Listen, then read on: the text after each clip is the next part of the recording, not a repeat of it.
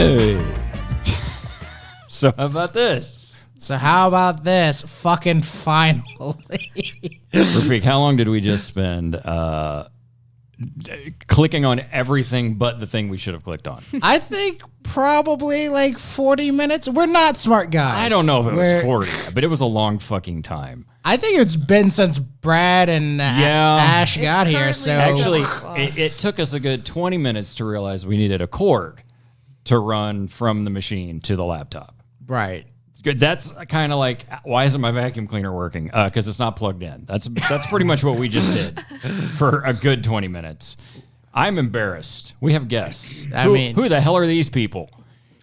Who's this guy stretching like he doesn't give a fuck about what's going on? Do I talk now? Or Yeah. Oh, I thought he was going to. Okay. Hey, I'm Brad. Brad Gilmore. How you doing? Brad Gilmore. Yep. You're a guy. Hey, who are you? I'm Ash.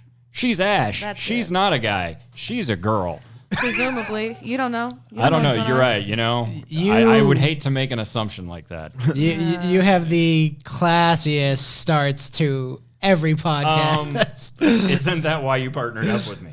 Partially. Wow. So how about this? Hi, guys. Hello. Hey. We are very happy to have the two of you. Thank you. Yes. Thank you for Happy having to us. be here, man. Definitely. So with us today, they already introduced themselves, but Brad is the host of the Something Planet podcast. He is also the host of Leader of Laughs with John J. Murray. He is the frontman for like half a dozen bands. And and apparently when you mention his accolades, he sways back and forth like Stevie Wonder. Yeah. Feeling it. Okay. And Ash, this is our first time meeting you. Hey, it's really nice to meet you guys. I'm just an improviser. I've done improv comedy for 8 years, stand-up comedy for a while, a little while. Hip hop, freestyle. I'm just an artist, and I'm local. And it's nice to meet you all. Well, Awesome. We're glad to have you. So, Thank you. Mr. Brad, Yes. how long? I guess you kind of already covered this, but you're still doing stand-up. Yes. How long I'm you starting been to get back into it? back into it? Yes. Is that a COVID break or is that just I wasn't comfortable doing things with Sure. COVID, honestly. Just because I had health issues. I was high risk, so Sure. Well, trying to take it hi, slow. I'm Alan. I'm always high risk of everything. How you doing? Nice to meet you. hello. Al. But what was the question? That you how long have I been doing comedy? In stand-up, period. The first time I started, I guess I would say maybe 2002, 2003. Oh, wow. I started doing improv around that time, and then shortly after that, I hit a couple open mics, and then I focused more on the improv and the music stuff. And then, so if I want to say how long have I been like in it, actually like trying to do it since I came back, maybe about 6 years. Okay. 6 years deep, maybe. So. Is that how you guys met, or? Yeah? Yes. Yeah.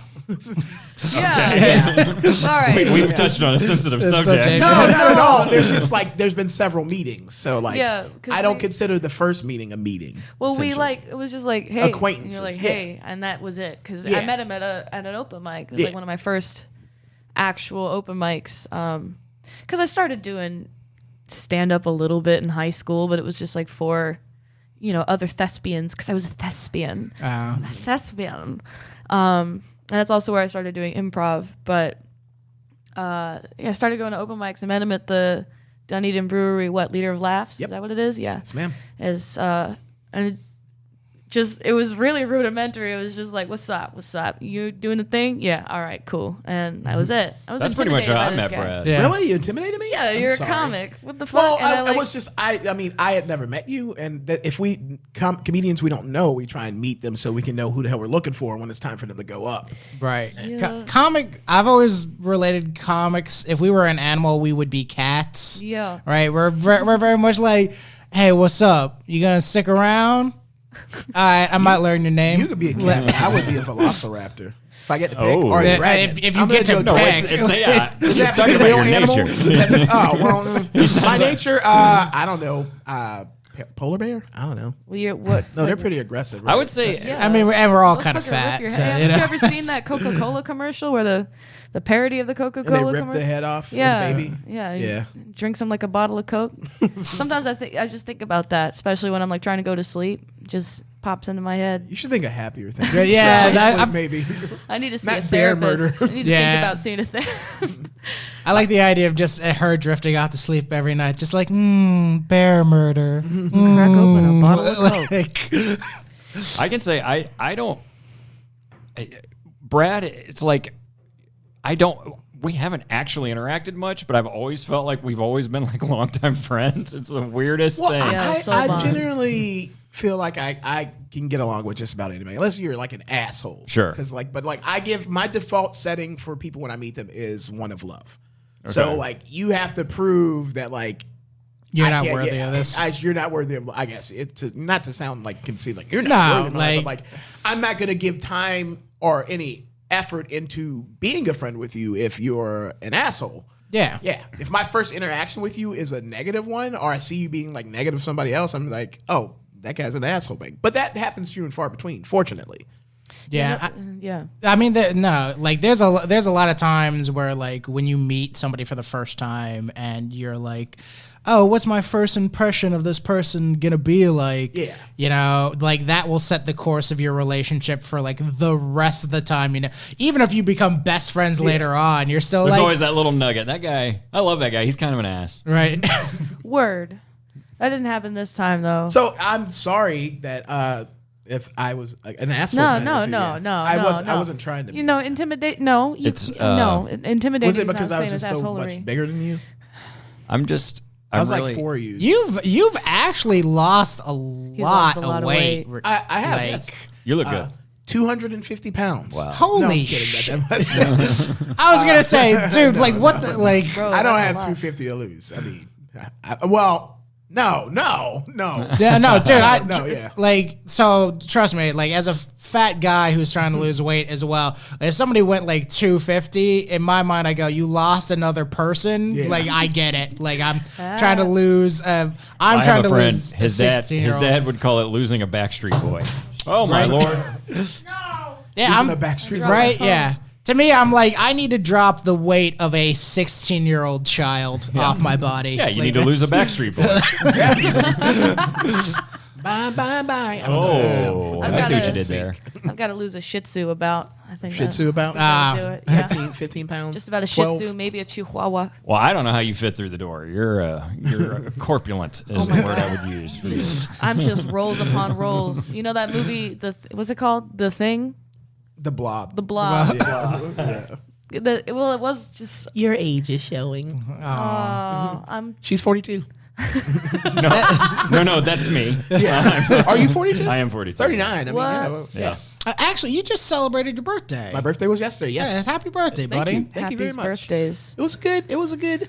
The Friday was better than the Saturday. The Saturday wasn't bad, but the Friday night was really good. What'd you do? Why was one better than the other? Like, Well, I was okay. Well, Friday night I went to a bar, Reboot in Dunedin. I met up with some friends, and then I went to Blur and met some other people and danced a bunch. Got really, really high, and then I met a lady at a bar and went back to her place. Oh, and now. was there. Well, but now okay, but nothing Whoa. happened. Nothing happened. We just hung out. Something I bet could some happen. stuff hung Something out. could happen. Hey! Things could happen, but but she was just a very interesting person in general. So it was really cool, and it was like I met her at a bar, and I've never had the confidence to like try and pick up somebody at a bar before, kind of thing. to me, trying to meet somebody at a bar is the most awkward experience because it's like, hey, you're here by yourself enjoying it. Let me interject and ruin your night. Well, Like- I wasn't gonna say anything. She was at the bar, and I went. There was a chair next to her. I was like, "Hey, is anybody sitting here?" She's like, "No." I was like, "Okay, I'm gonna sit here." And then that was the end of my conversation. Then about a minute or two later, she said, "I really like your shirt," and I was like, "That's me." Realizing she's opening the door, so I was like, "All right, I'm gonna come inside and let's see what's going on." And now he's really gonna So come many inside and innuendos see in what's that going on. sentence, just piled on top of each Oh, other. yeah. On top of each other. What is this guy talking about? Oh. I will say one thing though that I love about your description about what attracted you to her is something that I hear from comics all the time about like because comics we're generally slutty people for lack of a better phrase like we're all I'm a virgin. Got something Oh, to, oh got something really, to add there, really? Ash? Yeah. Yeah. Ask my daughter. Oh, I don't like how that sounds. I was trying to imply something, but it made it Could sound you like something else. please inquire about my sexual history to my daughter? You will just pass all sexual information through. She's got all my test results. I don't pay any attention to any of that stuff. She's got a filing cabinet at home that she just like pulls out files. Like, what year are you looking for? Like 2012, 2013? No, Oh not my 2013. That was a rough year. Oh no. Was that That your was dry I spell? think, Is I that think a that was the very year thin of my folder? divorce. I think that's when I got separated from my wife. Oh, God. There was a man. good like 3 months period where I was like, "Can I do sex again ever?" Oh, No. dude, I went on a real life date with a real life girl because I got my heart ripped out, eaten, shat out, and then put back in my chest I understand. back in August. How and wait, understand. how long were you with that person? 3 years. Okay, the same thing happened to me, and I know it's fucking dumb, but it was in the span of 5 days. In the span of 5 days, you Yeah. went from I'm in a happy relationship to it's all over. I went into Brad. somebody dude, I don't believe in love at first sight at all. This shit broke me, and this is how me and Ash actually became friends. Yeah, to finish the story. I just met somebody, and like it was just good. It was really, really good. I've never felt this way before. And she was like, hit me with the like, I think falling in love with you. And I was like, damn, that's crazy as fuck, girl. But me too. Whatever. So let's do it. Let's see what happens. But she may have been, a little maybe Goofy? yeah. I think that's my thing too. I'm very attracted to. Oh, yeah. man, we really need to hang out. I know. So So it is didn't work someone- out. This is someone outside of the marriage? This. So you're married, No, this you is meet this this other is person. this is like what 6 weeks ago. Yeah, and he been. This is- I He's thought been we were divorced. still in 2013. No, I'm sorry. No, Okay. No.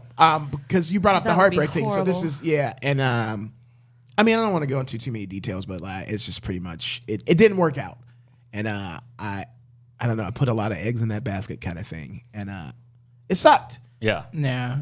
So I spent a good, Yeah. I'd say 6 months. I don't know if there's another word for it other than just mentally ill. I mean, yeah, you're in grief, you're in this and that, but I mean, I was a little in nuts for I a good understand. 6 or more months, and maybe somewhere around May-ish.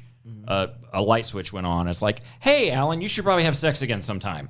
And so now I'm like actually actively again. trying to, meet people and stuff. But yeah, I mean, I went like I went into a whole, I'm not going to get into all of it, but I mean, this is like rebuild myself from the ground up shit. This is like questioning my whole belief system about X, Y, and Z. Like I've gone He's been to doing hell LSD, and back, folks. He has been doing DMT, folks. Nope. All right. He when it comes to drugs, sure? he Yeah. he is definitely not the guy for drugs. You don't do drugs? I do. Do you smoke No, I can't. I mean, I can, but I marijuana? know. Okay. It makes me like insane.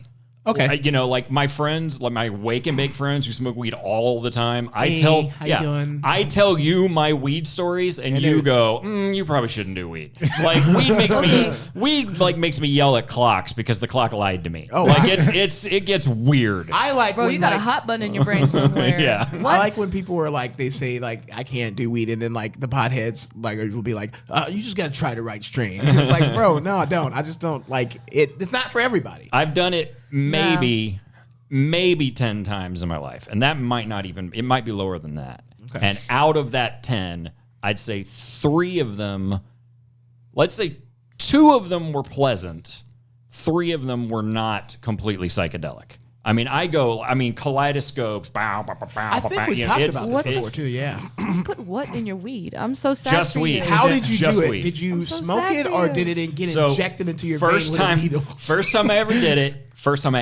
I was like 31. And it you was, waited too long. It was every stupid stoner movie you've ever seen. It was me and my buddy sitting on the couch eating Skittles. And just Yeah. being blown away by the Skittles. Yeah. The second time I did it, like That's the fun. next day, it was literally close my eyes, kaleidoscopes, Satan showed up. Like it got fucking weird. no. And the time that I yelled at a clock was when somebody gave me a little brownie. And I was so fucked up by that. Like I had to drive home So my friend was like following me to make sure I didn't die. And then I realized I kept like losing my ability to concentrate on what I was doing. Oh, yeah. So I like threw my arm out to like wave him forward because I knew if I could at least lock onto, as long as I'm behind that car, I'll be okay. You know, I got out of the car. I was so fucked up that I looked at my friend and was like, hey, you got to call the guy that gave me this. I'm not angry. I don't want to get anyone arrested, but we need to know if that was just weed because I am on another fucking galaxy. Seriously hallucinating. Yeah, bro. for real. That can happen to you. That's You like know. that's not unheard of. Yeah, it's very different for different people. I want to actually, I want to come back around to this because circle back. Let's I circle do want to ask Ash first because I feel like you had a story. What was your bad breakup story? Oh no, this is fresh. Like- You don't really want. How I'm fresh? gonna start Like calling how- out on the microphone. This Oh is like, no, don't do that. This is like a month and a half ago. Okay, don't tell it. Don't. And there's Just other- move it's on. like- You don't need that. It's my fault. So let's just move Oh, on. so no, But there's that's how we met. layers of awful on top of it because Okay. you feel bad for Yeah. it. Yeah. That's Good. how we came together because I was posting my sad boy post on Facebook and And she I've been reached a sad out. person for Yeah. a And long time. we were just like, yo, let's get like I don't remember I don't know. I think we just decided to get lunch or something and just Yeah. like hang out. Oh no, you were like, Oh, I'm I gonna take could you to get a use haircut. some friend. Yeah, and I went and got a haircut. Because my you know friend what? just opened a salon, and I'm all about connecting good people with good people. So I was like, well, Right. she's got this business where she needs. Ash needs a haircut. I looked funky as shit, dude. Yeah. I looked weird. I had to spray her off a little bit before she got in my car. Yeah, but I mean, like that's great though. Like you guys, you're sad about breaking up. I'm sad about breaking up. Let's get you a haircut. Let's get me outside. Let's live. Yeah. Yeah, bro. We drank orange Gatorade. And Yo, I didn't know you guys rode like that. we're riding dirty, bro. So I guess since we're not doing Ash's bad love story, I'll do my recent drug story, which was I went on the world's worst spirit quest. Oh, Go on with it then. Get on with I'm it. so glad you brought this up. So for reasons I'm not going to go Name names? super. Yeah, I'm not going to name names, but essentially I went to a Native American ceremony where I was given what was supposed to be mescaline, which really was just terrible tasting cactus juice. And I spent 14 hours outside at this Native American ceremony watching these little wafy white kids fucking trip balls, and I was just bored the entire time. Please. Like people were sitting there summoning the spirit of the woods, and I was talking to You've got the to- tax accounting. You've got to tell the story about singing along. Oh Hold on. yeah. this Okay. is, Coachella? guys, Like- when he tells you, the two of you are not going to believe what he's about to say. You're going to go, oh, you're full of shit. Okay. All right, go on with it. So You're full of shit. imagine You're full of this. shit. I mean, I am, but not about this. Also, before I forget, after this, we have to talk about your fucking Justice League moment that you just had. But go ahead. We'll get there. Okay. So at the ceremony, right? It culturally it is a beautiful thing. And honestly, if they had just brought me in and just explained what the ceremony was going to be and been like, this is how we communicate with our ancestors and this is what the ceremony is, blah, blah, blah. They could have knocked that shit out in 45 minutes and given me a little doggy bag full of, like cow and mescaline, and I would have just sat off in the woods by myself, be like, hey, you guys rock on. I'm just going to be high the fuck over here. Hell yeah, being an NPC on somebody's Skyrim.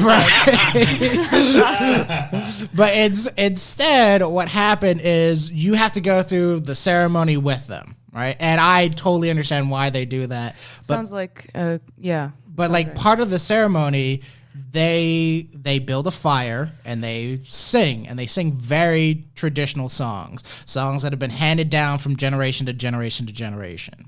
And the elder goes around the circle and he's stopping at other members and he's going like, if anyone has a song to contribute, please don't hesitate to jump in and sing. Oh my God, I I wish you don't people wanna could see the know. faces Right? across from me. This is amazing. Cue young blonde white girl Stop. who steps up, My God. right, and she begins to sing Twinkle, Twinkle, Little Star as her contribution to the ancient Native American ceremony. At first off, I had a spirit in me where as soon as she started saying this, I was like, man, this is why we can't take y'all nowhere. This is why we don't invite you to the barbecue. None of that. Just this bullshit. You know what? At least she didn't come out and go certified freak. Right. Here's the thing. I almost feel. What if it was like honey comes big? Yeah. Skeet motherfucker. See, I almost wish she had though, because at least that is not something you teach a 5-year-old in kindergarten. Yeah. Right. But so the elder just kind of goes all right, and moves on to the next person. And there's a pause, and he goes to the next person, and they go back into the Native American chant, and there's a moment where it comes back around. When he told me this story, he has this tendency to say the most amazing thing I've ever heard and then just keep talking. And I have to go hold the fuck on, dude. Give me a second to deal with what you just said.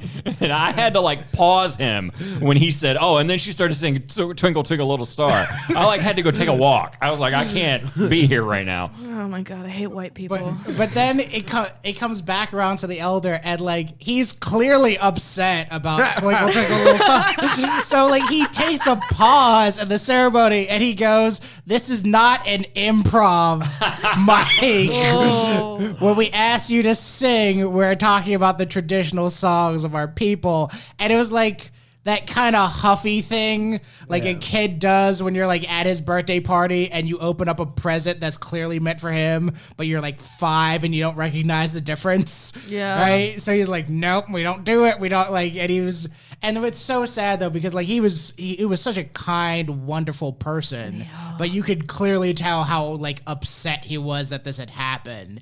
And that was probably the worst moment of this whole ceremony, but there were plenty of moments where I'm just looking around the circle at people dressed like casual Jesus, where I'm just come on, man, don't fuck this up for them. They invited us out here, they did all this for us.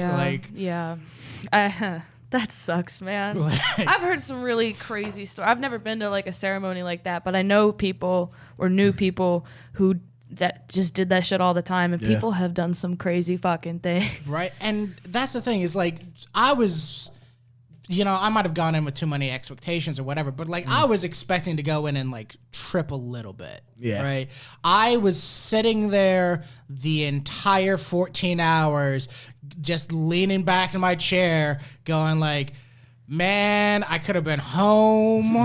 I could have been watching. I could have not spent this money. Right? I could have been home. I could have been trying to go out on awkward twinkle, twinkle, little star. Nah, moment. See, that kind of saves it though, because at least you got a story out of it. Right? Exactly. But outside of, I'm Ash. I'm kind of back and forth with you on that one, because part of me goes you are absolutely right. Part of me goes I wish I hadn't seen this, but part of me also goes well, if you have to be out here, you kind of have to see this. There has to be some kind of transaction made by the ancient spirits that made an ass out of that little white girl. I have a friend, and she goes there, and she's gone there and had similar experiences to what you've had before, and we were talking about it, and she's when you think about the concept of having a bad trip, you think, oh, you start seeing stuff that scared yourself, but sometimes a bad trip could be it just doesn't affect you.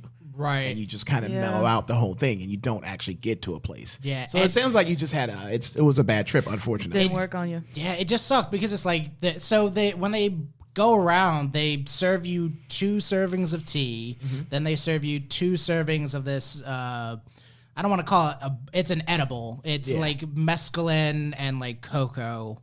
So it's kind of like a brownie. And I had both servings of those. And the whole time I was sitting around just being bitten up by mosquitoes, going could have just been home. Those were some high ass mosquitoes when they flew off. Maybe your spirit guides were just trying to teach you you needed to stay home tonight. Yeah. Let me ask you this. You said that there's a big ceremony and you weren't really feeling the ceremony and stuff beforehand. No, that's the thing. I love, from a cultural perspective, I love the ceremony. I loved the music. I loved the dresses that they wore were phenomenal. You know, there was one very weird moment where I was looking at like one of the shamans and her dress, and I was like, she cute. Like she could, like I should ask for her number. And it's like, really? Like here's where you're Ask for the number of the shaman? Nah, man. Purposefully try to run into her in public places that make so it's less creepy. No, just go to her house. You knock, know? knock, knock. Hey, one date. But did you feel like at every point when it was happening, you're like, oh, this is kind of silly, or you having any thought?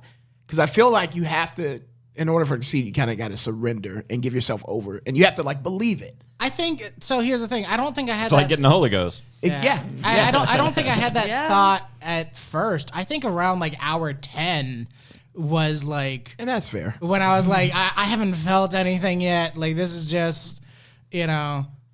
There were some things too that I will admit that I did openly laugh, or not openly laugh, but like internally laugh about. Like the healer had this whole speech about like how this can help cure all the ailments in your body. Oh, man, and she was no, wearing no. a COVID mask, and it's like, I mean, how can you not chuckle at that? right? Yeah, you know, it's like okay, Because you just do the like, I just love- can it though?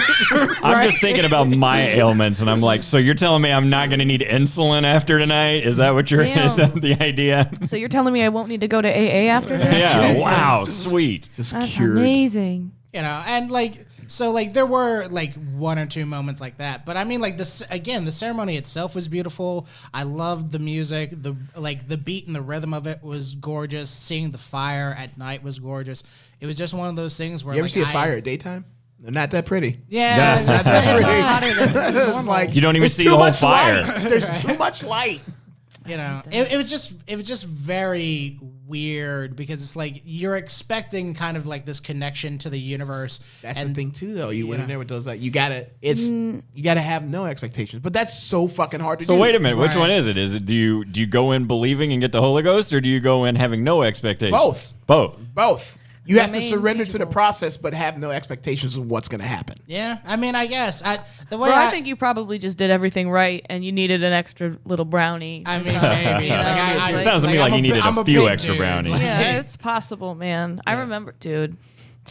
Speaking of brownies, I don't have a nasty breakup story, but I have stories of when I got too high, or stories when I got high inappropriately. You know, like you ever get high before something like a rehearsal for a musical, and it's the first time you've ever been high, and you're like, "What the fuck is going on?" Because that happened to me. You're like, oh, these people. Wait, you were are in the musical? I was in the musical. I was playing the. You made a wise choice that evening. I'm going to get high before I perform in front of strangers. No, well, it was a dress rehearsal, and let me tell you something. By the time I was doing this production, the director at my school hated her fucking job. She was on the way out, retiring wise. If she's listening to this, she's gonna be pissed. Like, Fuck her. But Can you say that? Sorry. She's How the fuck dare you?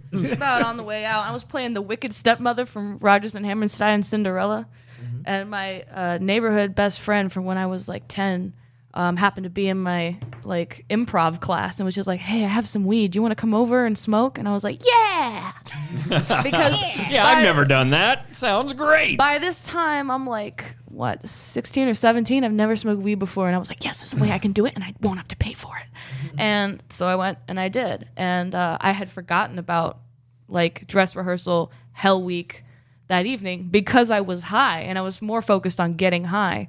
So one box of cereal later, I go to rehearsal, and this is the day that my director decided to yell at the entire cast, and I don't even remember why. I think it was because the choreography was really bad. Like nobody was learning the dance moves. Where or did you go to school? Fame?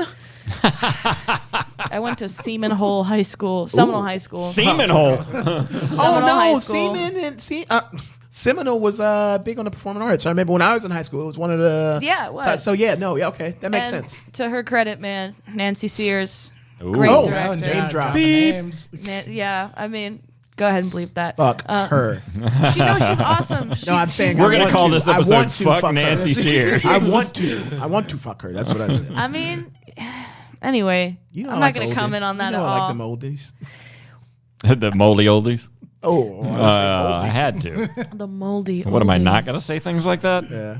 I'm sorry. The end of the story. I mean, this isn't as eventful because I don't really remember the story. I was stoned.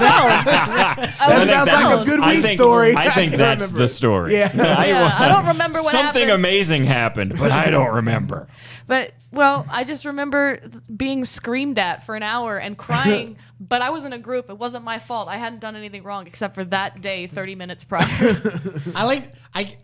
The description of what you're going through kind of makes me wish like there was a movie that was like one of those musicals like Singing in the Rain or something like that. Yeah. That was centered around a character who got high before the musical number started, so the rest of his day is like off sync with everybody else. Or he thinks he's in a big musical number and he's just. Well, I guess that'd be a meth musical. That wouldn't really be a weed musical. yeah. I just like the idea of like everyone like wrapping up a song with the big closing number and like doing jazz hands and they're like love and then like he just slides in at the last like second. He's like, oh, of course this is why you And also me. This is why you don't get high before us. All right, so can we briefly talk about your Justice League moment from, what was Yeah. that, like 2-3 weeks ago? Yeah, Something I like guess. I mean like Do you want me Okay. to tell it? You don't look like you want to tell it. No, okay, so I'll tell it just because the only reason why I'm a little hesitant to talk about it is because like Are there still legal ramifications that we're trying to avoid? I don't think so. Okay. What is it? What? So essentially, I have to move, or I am in the process of moving because of an interaction that happened a couple weeks ago. Long story short, there were a group of guys who were chasing this girl up and down my block. And at first, I thought it was just like, oh, they're just playing around, you know, it's kids being kids, right? And then they came back up my block and they started beating her in my front yard. Holy fuck. Oh. Yeah, I get involved. And so I got involved. Yeah. And there was a fight and He's being so modest. This motherfucker fought off 4 18-year-olds, and they couldn't take him down until one of them picked up a brick. Jesus, dude. This is some Batman shit right This here. guy's constitution is a natural 20, bro. Perfect. so like, so Alan's right. I got hit in the head twice with a brick. Oh my God. I Are you had to okay? go. Yeah, I'm fine. I had to go to the hospital, get a CT scan. We have to tell him he's fine. You don't talk to me like that, Alan. I want to go home. I want apples. Oh, no. To anyone who is actually disabled, I tremendously Nobody who's could've disabled just- is listening. We could have just glossed over it, man. Yeah, Now, okay. you know, No, I'd like- I sincerely, you know what? Never mind. the only reason why I actually want to clarify stuff like that is because like I actually know Was the girl? motherfuckers who Oh, okay. are disabled who like they are some of the like most amazing people out there and like they're okay with me making those jokes, but as soon as I said it, I was like, if anyone else heard this, that sounds fucked up. I feel like that's the disabled Public version of platform. like, oh, I have several black friends. Right, yeah, see, I Yes. guess, yeah. I know some disabled people. They're cool, man. But yeah, so like I got in the fight and like because my whole thing was like I felt like if I didn't get involved, they were gonna do something worse to her. Yeah. You Yeah. know, and it was one of those dumb things where like What did you go out there with? You grab a bat or anything? no, Or I just went out. knives? My dude just Fucking rolled up Batman with shit. sleeves. Batman shit. This guy. Like again, it was just one of those things where it's like it was happening. Like I had to get involved. Here's my story. I saw a girl getting beat up, and I ran inside and called 911 because I got scared. Here's my story. I was the girl. Oh, Here's my story. I was guy number 2. oh no. Sorry about that brick hit, bro. This is one really weird episode of It's Always Sunny in Philadelphia. So two of the fun things about, if you can call them fun, about this is one, I found a shard of the brick. Ugh. So I'm gonna turn it In your skull? no. Oh, okay. So I'm gonna turn it into like a necklace, just because it is one of those things where like it's dumb, but it's like a point of pride to be like, it took 4 of them and a brick to try and slow me down, and they couldn't do that. I feel like that ceremony might have worked. You've changed, You know?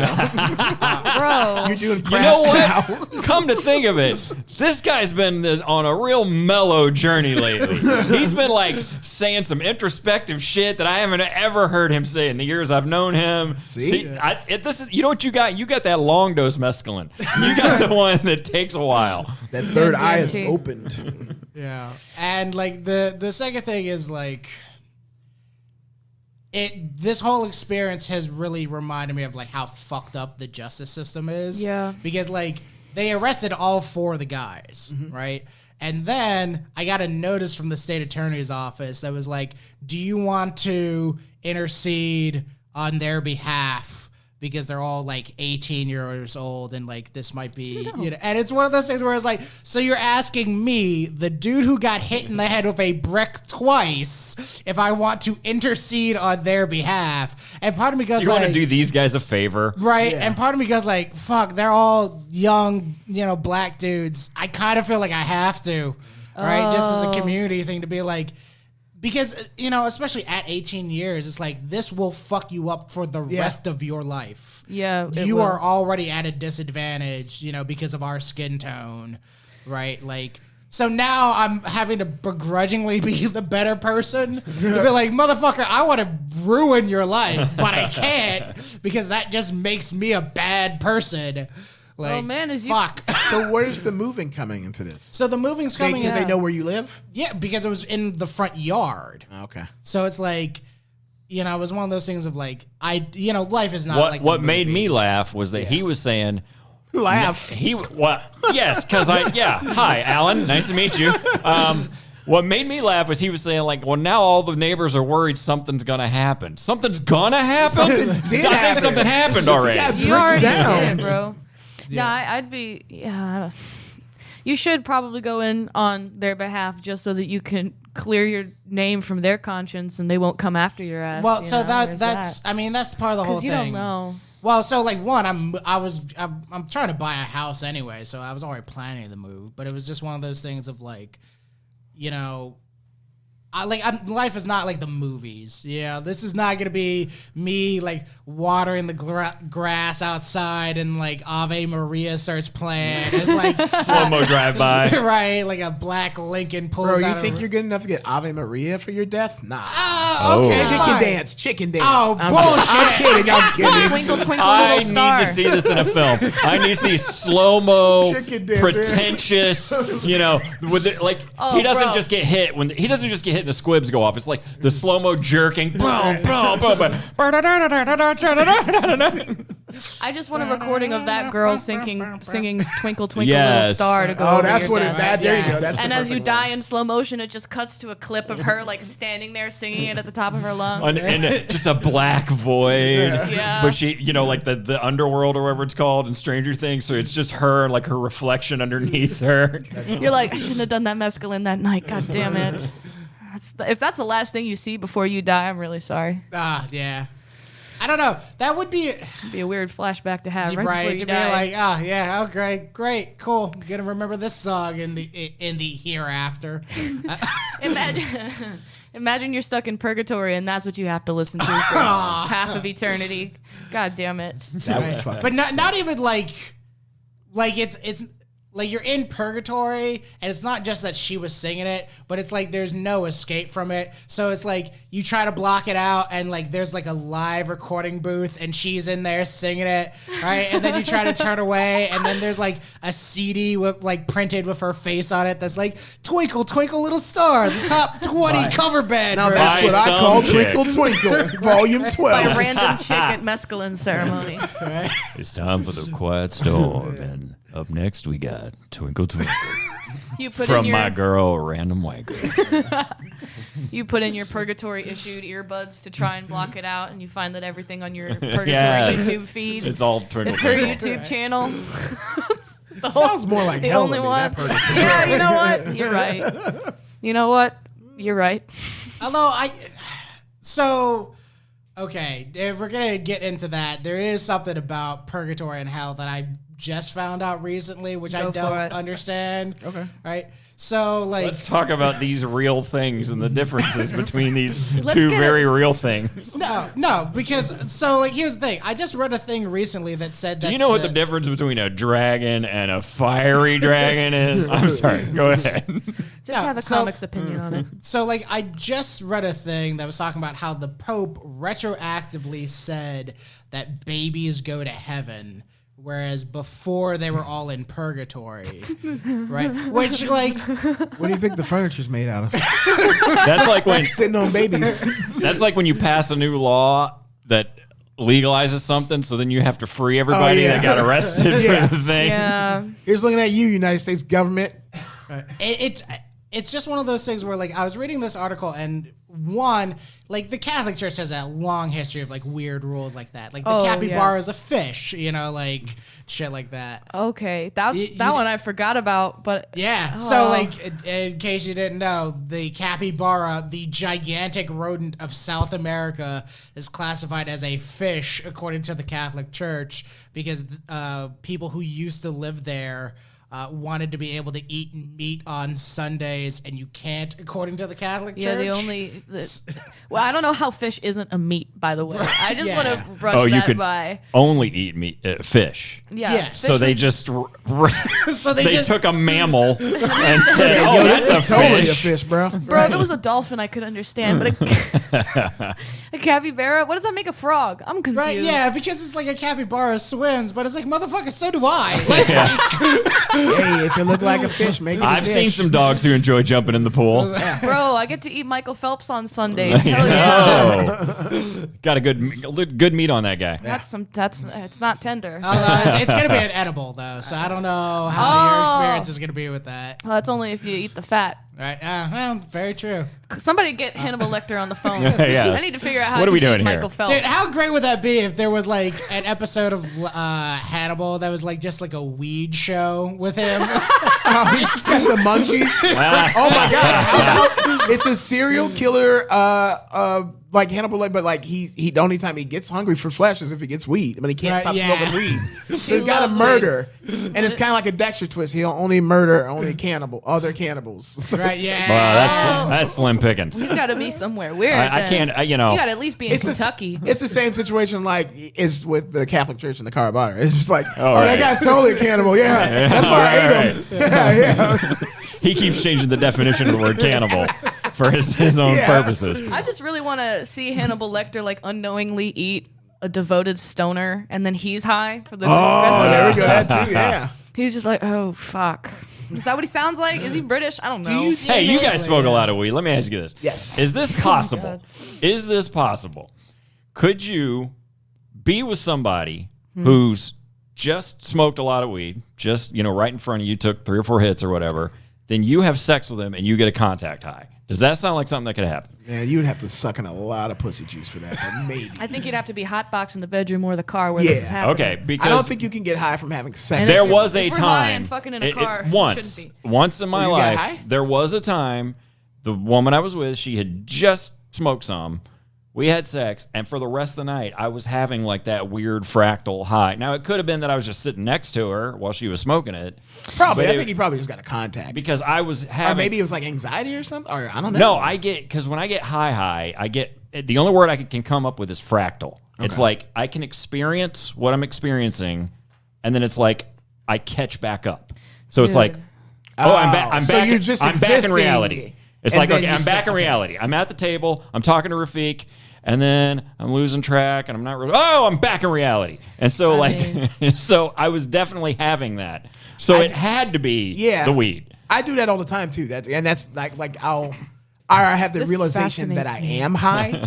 Like I'll be doing stuff and I'll be just sitting there and like before you said it, like when I was like swaying and stuff, and I was like, I am high right now. That's how it was when we started. But sometimes I'll be sitting stuff and I'll just be thinking about something and I'll be like, oh shit, I'm high.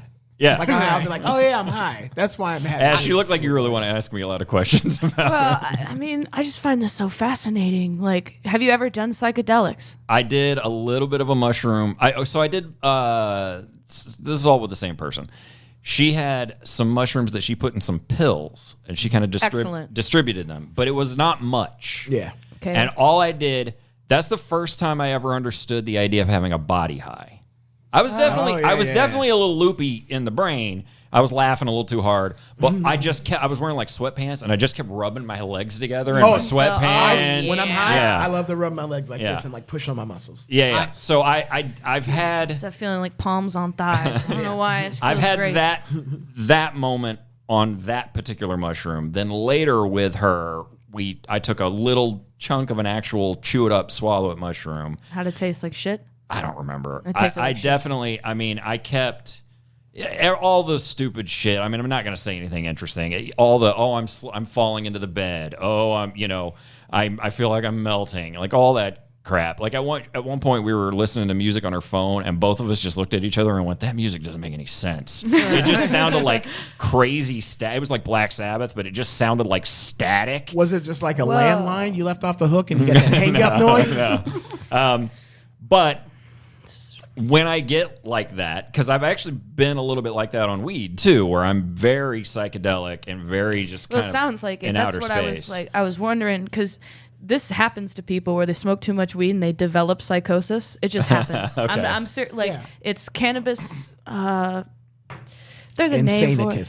Cannabis insanicus. It's a Looney Tunes ailment. Yeah. But like, I mean, weed affects everybody differently, and like the thing she's talking about, you need a lot to get that, but the way weed interacts with your body, maybe it pushed you to that point. Well, I know that much. I know for me that like I will still do edibles from time to time, but like I'm much more cautious about edibles because like I think it was like 3 edibles ago, I had one of those experiences where like you are so high in your body, you have to remind yourself of steps before you do a thing. Yes. Like Yeah.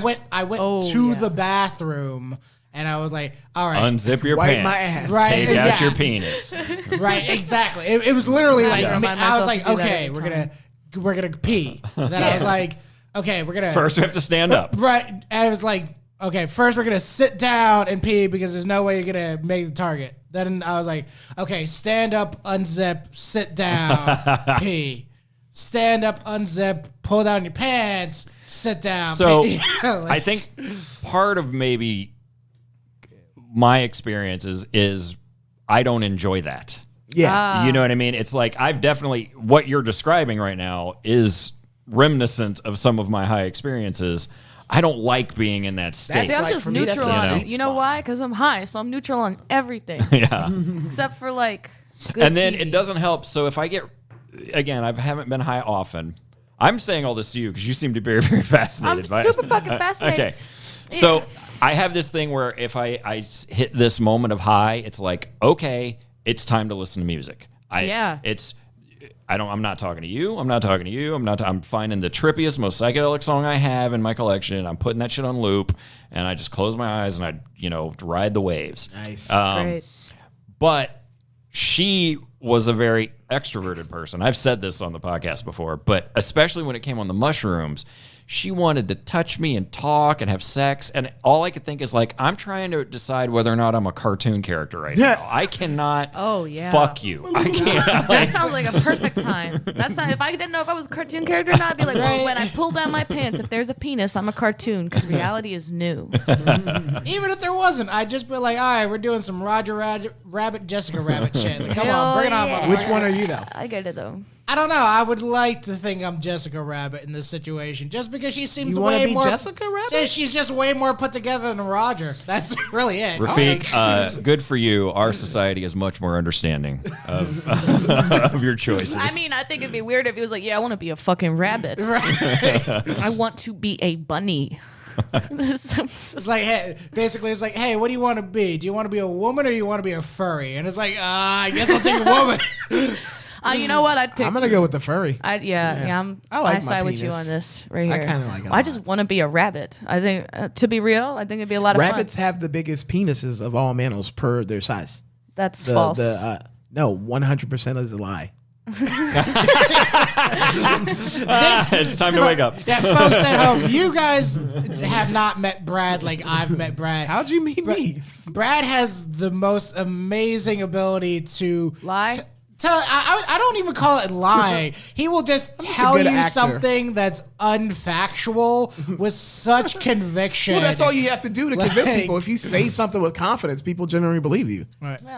Yeah. Brad will sit here and you'll just be like, "Oh man, I'm sorry, I'm so late. Did I miss the thing?" And Brad will go like, "Yeah, we were all waiting for you." Oh, I've done that several times. You don't understand. We were literally chanting your name because I had promised them that you were going to be here. That's where you know it's a lie. Rafik, I love you, but no one's that excited to see you. Come on. And I do it all the time. And my friend John, we have a thing where we call it, well, you know John Jagger. We do call it doing the John. Because now he just like, once he picks up on my story as being complete bullshit, he'll just turn away from it.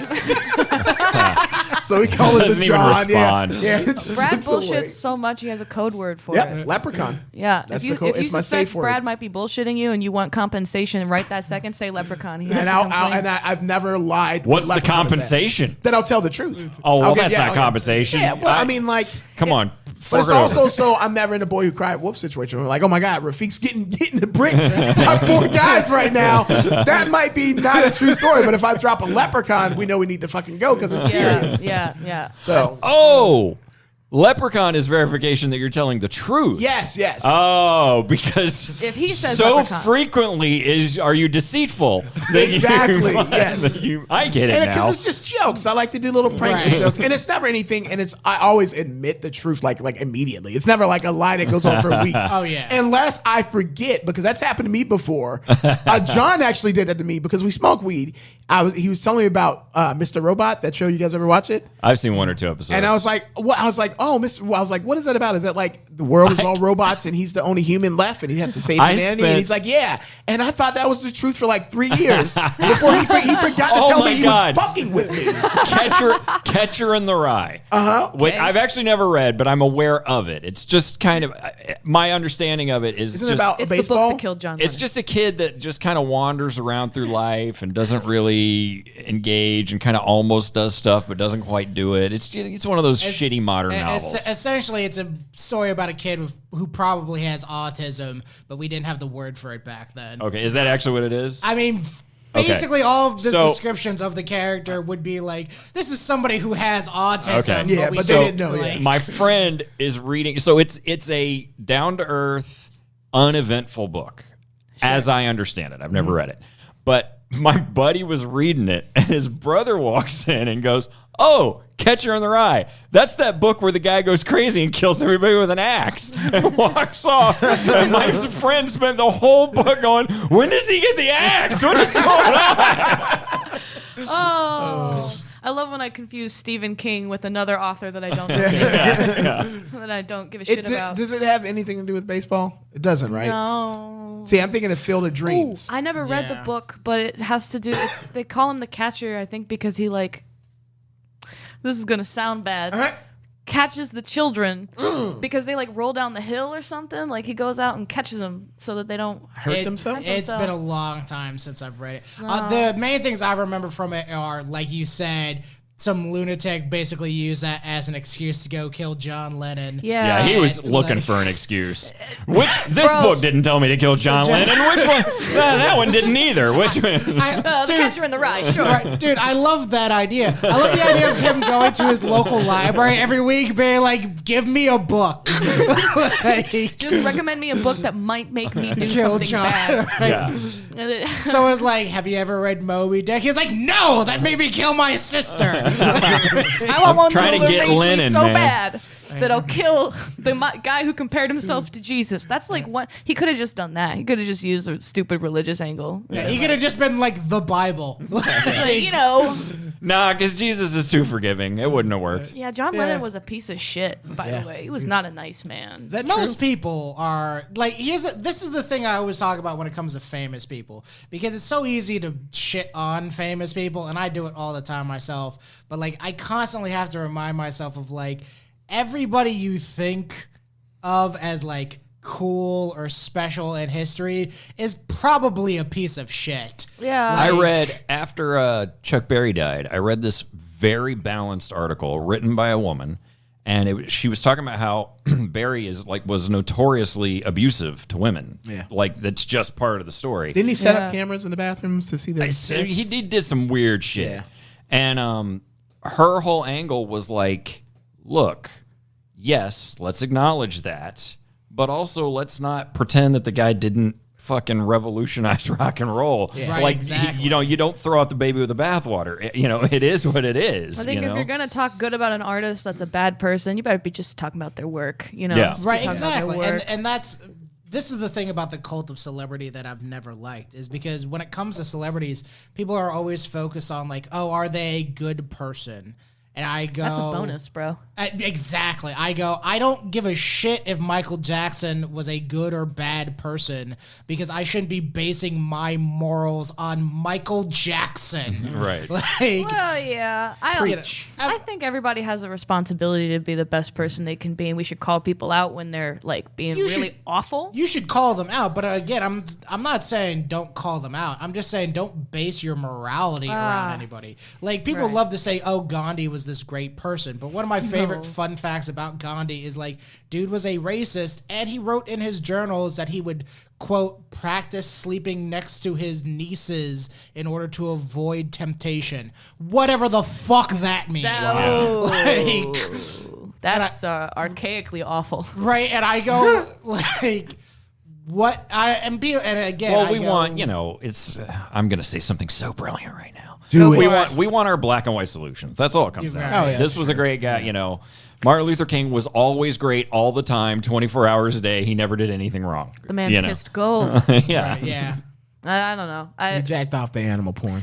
I mean, the CIA. Like a dog made and him a cat, or a bat and a pig. I remember I was like maybe 12, and I was given this assignment, like do a report on your favorite human from history, and I was like, cool, I'm into Beatles rock band, I'll do John Lennon. And my 12-year-old ass goes to look up all the great achievements he's done. I was like, he tied his son to a chair and beat him. That's sure not Lennon-y. Like, what a series of unfortunate events. So What, like a Lemony Snicket's book? Yeah. Like, just a photo of John Lennon on the cover with like a fucking belt. drawn Like- all weird Tim Burton looking ass style. Yeah, I mean, it looked bad. It just, and I went on, kept learning about it, and then I had to do this report in class. So like a lot of children learned that day about who John Lennon was. Have I Whatever. ever told my favorite Nero fact on the podcast? What? No. No, Nero, Emperor of Rome, Nero. Here's my my favorite Nero fact. Oh, He used to love to go out and get into fights. nice. And then his Senate told him, hey, it doesn't look real good for the emperor to go out and get into fights. Who the fuck is fighting the emperor, by the way? Like, that motherfucker can have you murdered with a snap of his So fingers. then he would go out in disguise. Actually, no, that's it. Oh, he went. Okay. Nobody would fight back because they realized it was Nero. Yeah. So he wanted to get into fights. So he would go out in disguise, but then he'd start fights and they'd fight back because they didn't know it was the emperor. So then this was his solution. He'd go out in disguise with a bodyguard, start a fight, and if the other guy started to fight back, he would sick the bodyguard on him. So essentially, you're walking down the street and a disguised Nero punches you in the face, and then you go, motherfucker, and then some other guy jumps on you. You may not hurt our king. This is actually what Assassin's Creed is about. Imagine if that happened today. Imagine if Joe Biden was just walking around razzing people and like singing the Secret Service on them. That's- right? I mean- Like, Oh, that's hilarious. I would like to throw hands with That Biden. sounds- That'd be fun.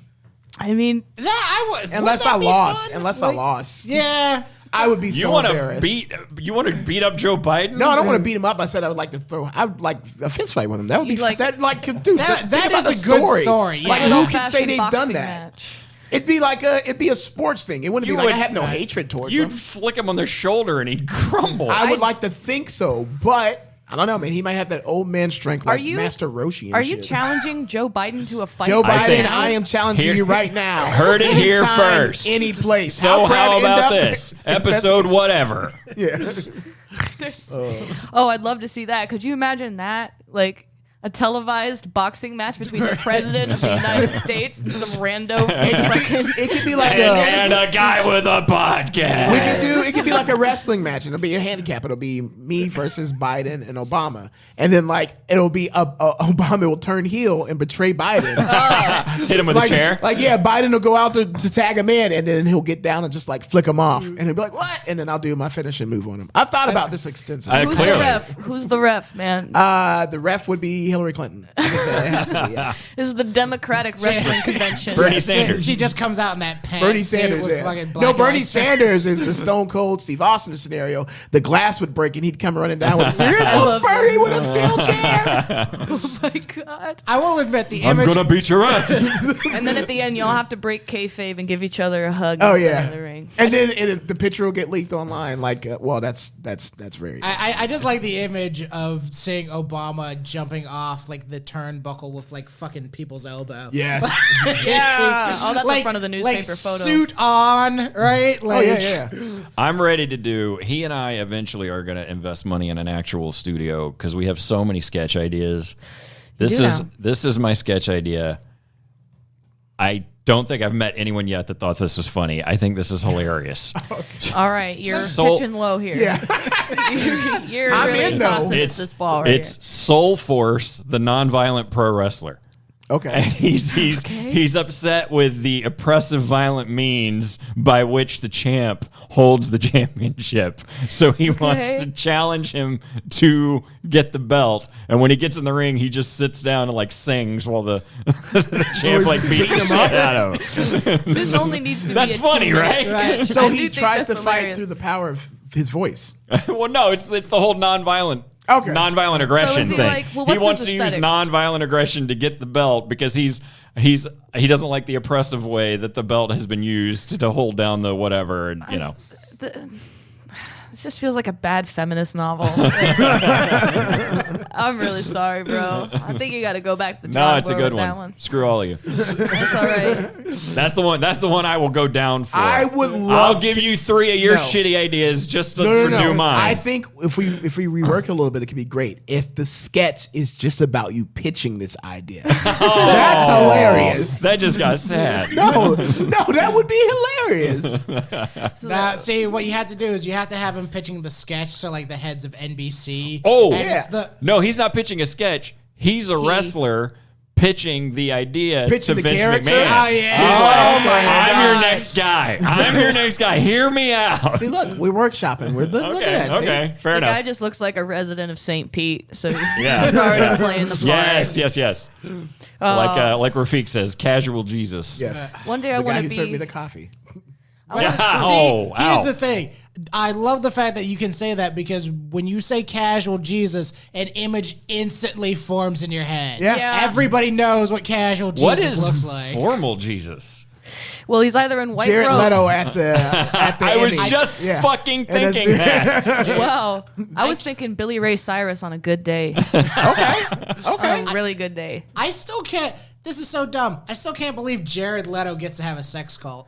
I mean, you can have one too if you want. You Wait, could. hold It's You on. really gotta have easy. people who Hold on. want to be What? in Dude, it. here's what What? you do. You he's stand got on a a sex rock, cult. you tell people you're Jesus. Eventually, someone will go by and go, this guy makes a lot of sense. Then he starts telling people you're Jesus. Someone will come by and I go, I think this guy's onto something. And that's how the Bible was written. Pretty much. You have to get rid of all of those, what do they call it, the scruples, and just dive in. Don't talk to me about scruples because like I had one of those moments recently where you're being like self-reflective, where you're just like, "Where's my life going?" What After am I that doing? Yeah. brick hit, You know. the second brick hit, right? Kind of, yeah. The first one didn't do it. Yeah.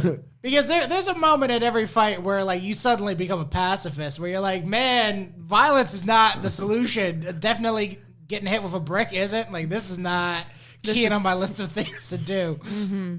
But like, so I was having that reflective moment, and you know, I just had to stop and be like, I can't tell if wish I had more morals or less morals because I feel like if I was like a bastard all the way, I would have just started swinging on these kids as soon as I got off the porch. Yeah. Like I wouldn't have started yelling at them to try and get their attention. I would have just run out there and started stomping on a dude.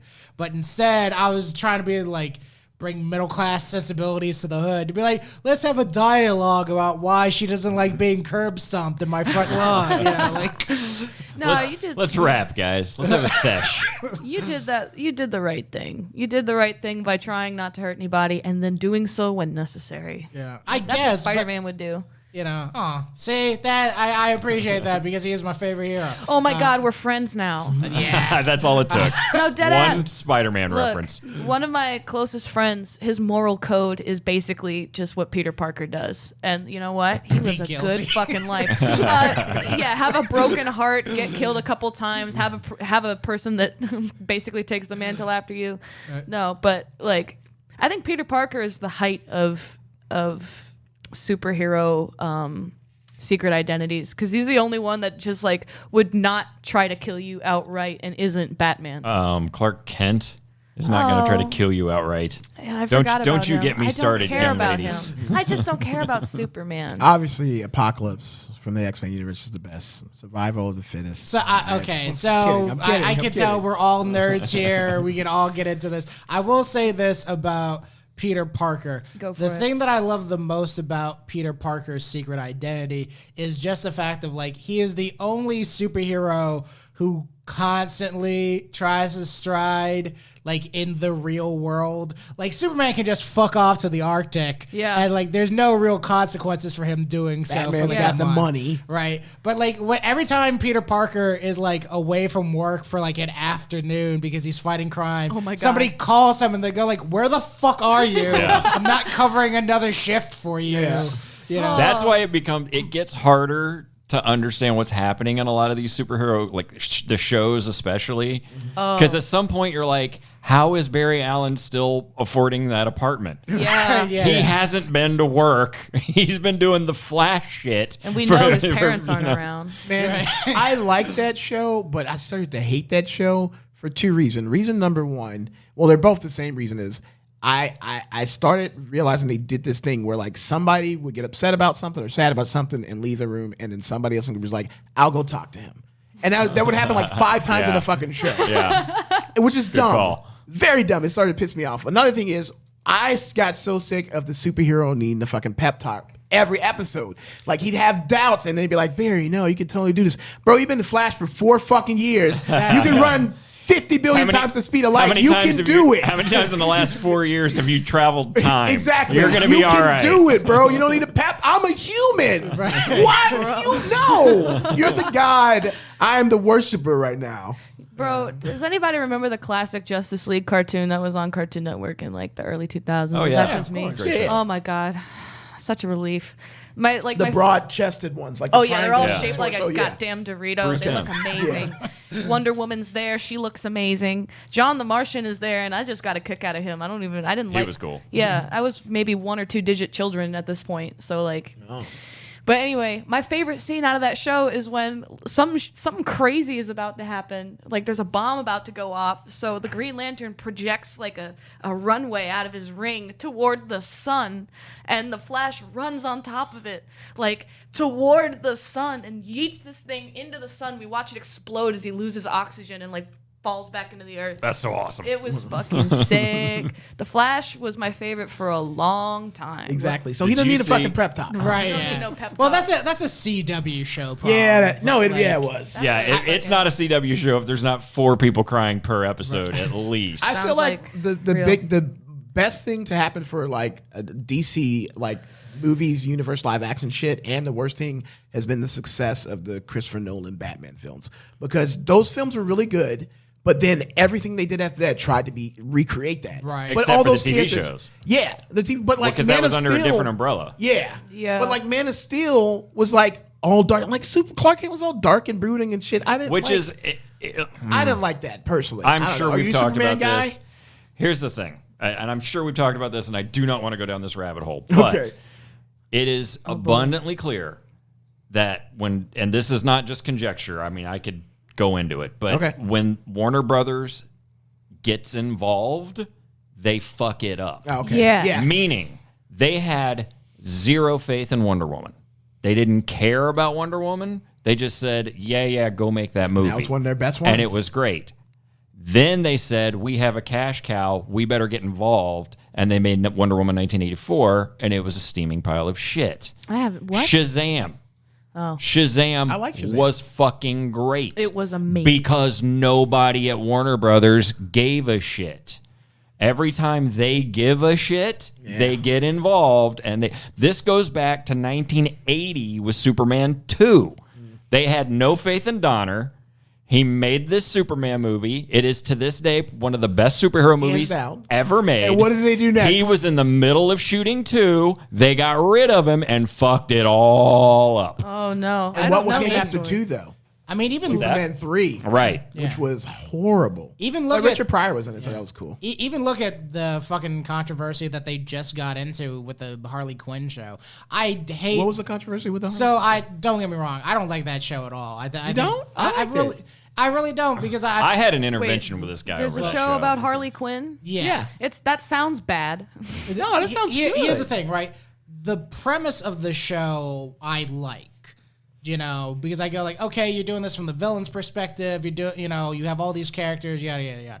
One of the reasons why I'm not the biggest fan of it is because like I really feel like they're trying to foist this kind of character onto Harley Quinn because they're trying to get her to match up with like the Suicide Squad and all this other stuff. Where I go like, that's okay for the character, and I understand the character has to grow and evolve, and it's not the same thing from the original Batman show. But like, there is a certain point where I go, you could have just made another character at this point. Like, I don't understand why you keep on circling back trying to get me to like this one character instead of making more awesome female characters for me to like. I guess in due defense of superhero content, people have been just like taking Marvel or DC characters and putting them in weird situations that change their personality and constitution since comic books. Yeah, but so Doesn't make good. I mean, that's very fair. But my whole point about this is the recent controversy they got into is because they were going to do a scene in like this most recent season where Batman goes down on Selena Kyle. Yeah. Oh, okay. Yes. Do you need to go to the bathroom real quick? I just want to hear more about it. Right, and so from Warner Brothers' perspective, The idiot at Warner Brothers said, heroes don't do that. right? Which is a stupid thing to Bro, say. I'm gonna and of Right. course, the director or whoever leaked it, and it's turned into a whole stupid thing. And what the guy should have said was, we don't want to show that because Batman's a children's character. But instead, Right. he said the dumbest thing he could have, and now people are actually mad about this. Heroes don't have sex; they just reproduce asexually. I think about hero sex a lot, especially how they use their ya? superpowers doing it. Oh, yeah. Am I the only one? I love can't fan stop fiction. thinking about Reed Richards expanding and contracting. Yep. I like to think about Magneto like moving the metal of his blood to his penis to Ooh, maintain that's smart. an erection for a long time. It's just He could do that for her too. He could really that's true. heighten everybody's Yeah. sensitivities. Did you guys see that whole thing? Like it's an old cutout from a Spider-Man comic, but it's like showing like Peter and MJ getting like real fucking kinky with it out of like nowhere. I think so. So like there was I forget what issue it is, but it's like back in the 80s. There's a whole thing where like Peter Parker just comes in and he just starts webbing up Mary Jane, and he's like, "Hey, about to eat that." More or less, and it's just one of those you're like, do you know? Did any of you ever read The Pro? No, I haven't. prostitute? yeah. It's about a prostitute superhero. Nice. Please go on. And at one point, but she's like, she's not high class call girl. She's, got she's a band-aids hoe. on her knees All and right, stuff. cool. And so at one point she starts sucking off like the Superman figure. It's not Superman, but the Superman type character. And I think he was like a virgin. And at some point, he gets real scared. He's like, "You need to move." And she said, "What are you talking about?" He's like, "You need to move right now." And she gets out of the way, and she fires off. It goes through the ceiling. It knocks down an airplane, and then he has to go fly up and save everybody. That's amazing. Yeah, it's pretty cool. Dorkley had a great, along those lines, Dorkley had a great thing back in the day that made me laugh so hard was, it was the idea of like when Superman and Lois Lane have sex for the first time. Right. And like he pulls off, she's like, "I'm ready for you." And like he pulls off his pants. It's just like a snake monster. Like just fucking like jaws snapping and things like that. And she's like, "What the fuck is that?" He's like, "Oh, like this is a Kryptonian penis." Like, why? I'm out. We're almost exactly the same as humans, except our junk looks like Lovecraftian monsters. See, that's why I love Kevin Smith movies, because that's the kind of dialogue and conversations that happen. I literally think there was a conversation about how Superman could have sex with Lois and like kryptonite condom. Like they were just thinking about that shit. Would a kryptonite condom increase or decrease I don't. sensitivity? No. You want a red kryptonite condom. Guys, it would make him sick. Oh, right, yeah, because that would turn him human. Yeah. I mean, how weird would that be, though, to be like, we have to go into the red room if we're going to fuck? I mean, what's like, the alternative? because Smashed pelvis and death? the Yeah, alternative that's is true. taking down a fucking aircraft carrier through the top of your girlfriend's skull. Yeah. Like, Or Exactly. breaking down a mountain, as according to him in Wonder Woman, which wanna- was such a dumb scene. wait, what? Yeah, okay, so there was like an issue of Superman, or was it Justice League? I forget which. But like there was, when Superman and Diana were like an item. And, like, Oh, the that was that most- period where they had run out of ideas so bad that they decided that Superman and Wonder Woman were a couple. Yeah. It was, I mean, it was like, okay, we got nothing left, guys. Let's just. What do you do? You just make the two main characters fuck. Right. Yeah. So they literally fuck a mountain into the earth. Like, and it's one of those moments where you're like, okay, so every time Superman fucks, he's potentially ruining lives in Southeast Asia. Yeah, my like, dude's causing seismic danger. Like an earthquake's about to happen in Japan because he just fucked Wonder Woman into the center of the dick earth. is dangerous. That's good for him. Good for him. I guess. It's a murder Good for dick. him. He can't even fuck. Did He can you- only kill. Y'all are aware that like at some point in the comics, our boy Petey Parks, he's had several children with Mary Jane at this point, and he finds out that his radioactive sperm gave her cancer, Damn. and she dies. Was that Like during that- the Clone Saga? No, What that kind of was- cancer was it, though? That was just before Probably World all of Day it. More. It was. Vaginal? Right. I don't know what it was kind of one- cancer. It was it one of those. Oh, was it colon cancer? Yeah. Yeah. That's what I was thinking. Too many Oh, Spidey nut man. busts. Yeah, it's one of those things where it's like going back to like superheroes change, and you have to do new situations and things like that. But and he and I have talked about this forever and a day. But like, there's so much where I go, look, either just retire the character, right, or just stop trying to force change and create something new. Yeah. Like if you go, well, we don't know what fucking Spider-Man stories to tell anymore. I go, fine, then stop telling Spider-Man stories. I Just mean- create somebody new and move on. I don't know if I personally There's no agree money with in that. And there's no money in that. I like getting new stories for the characters I love, personally. And but that's what I'm saying. They have a story to tell. Yeah. If you have one of those situations where, like, Sam Wilson becoming Captain America, I go, that's great. Bucky becoming Captain America, I go, that's great. Because you know why? We've told the story of Steve Rogers. We get it. He's from the fucking 40s.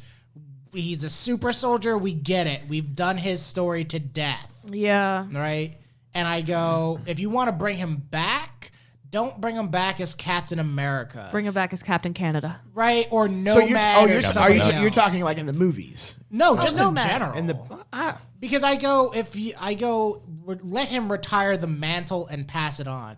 For the longest time I did not like Miles Morales because I thought they were just doing this thing where they're like, oh, we're not gonna have a Spider-Man. We're not gonna tell the story of Peter Parker anymore. We're gonna tell the story of Black Spider-Man, and like he's just Spider-Man except black. And I was just like, don't fucking do that because that's not. It's turned out so much cooler though. Right, exactly. And I will absolutely admit I was wrong on that. Yeah, well, Into the Spider-Verse did it so well, man. That movie was a fucking masterpiece. At least that's what I think. Visually, artistically, story-wise, like they started out. They started telling a really cool story, and he's an artist, like, all right, cool, shout out to that. But that's part of the thing though, is like that's a moment where you have a character who is his own thing. Yeah. Right. He's not just Black Spider-Man. This is Miles Morales. Black Spider-Man. No, who happens That's to the be, title of the book, I believe.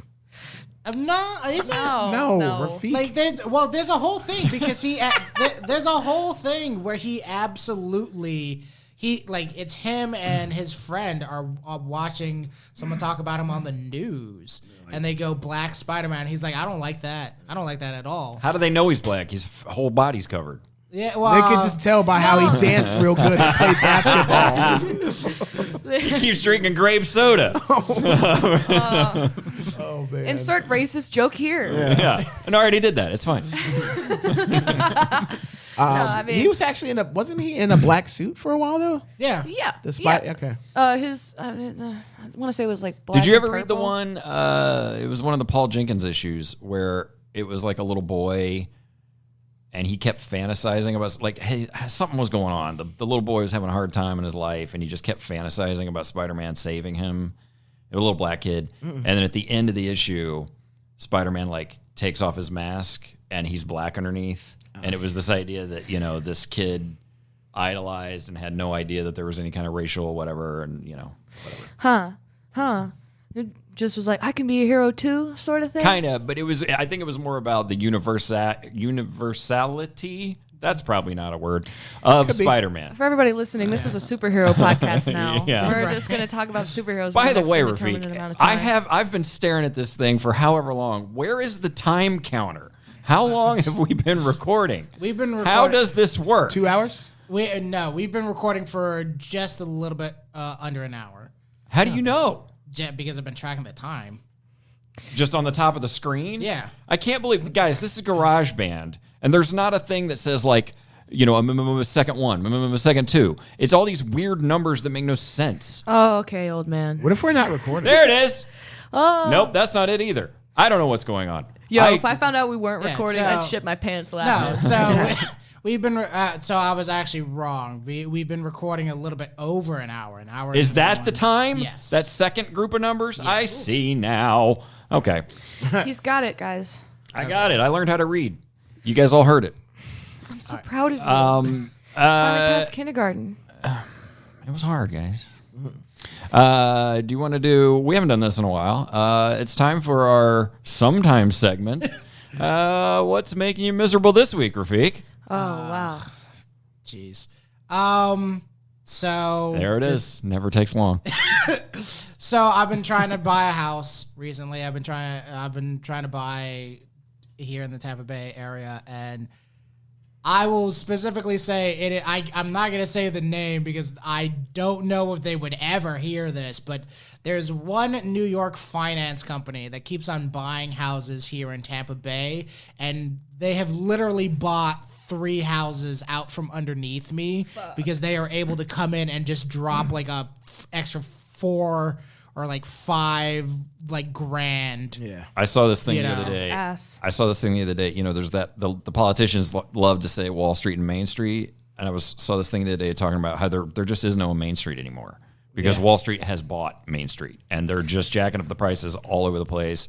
That's why homelessness is starting to get out of control. There's we no got public tent cities everywhere, and It's nuts. And people in Florida aren't helping. Literally, I'm getting like ads where it's like, you want to buy this house for like 758 square feet, and you go like, how much is that? Like 120,000? And then you look at the price range, and they're asking 250. Yeah, and it's I'm like, cool. are you fucking nuts? $250,000 for like the size For of the- this upstairs.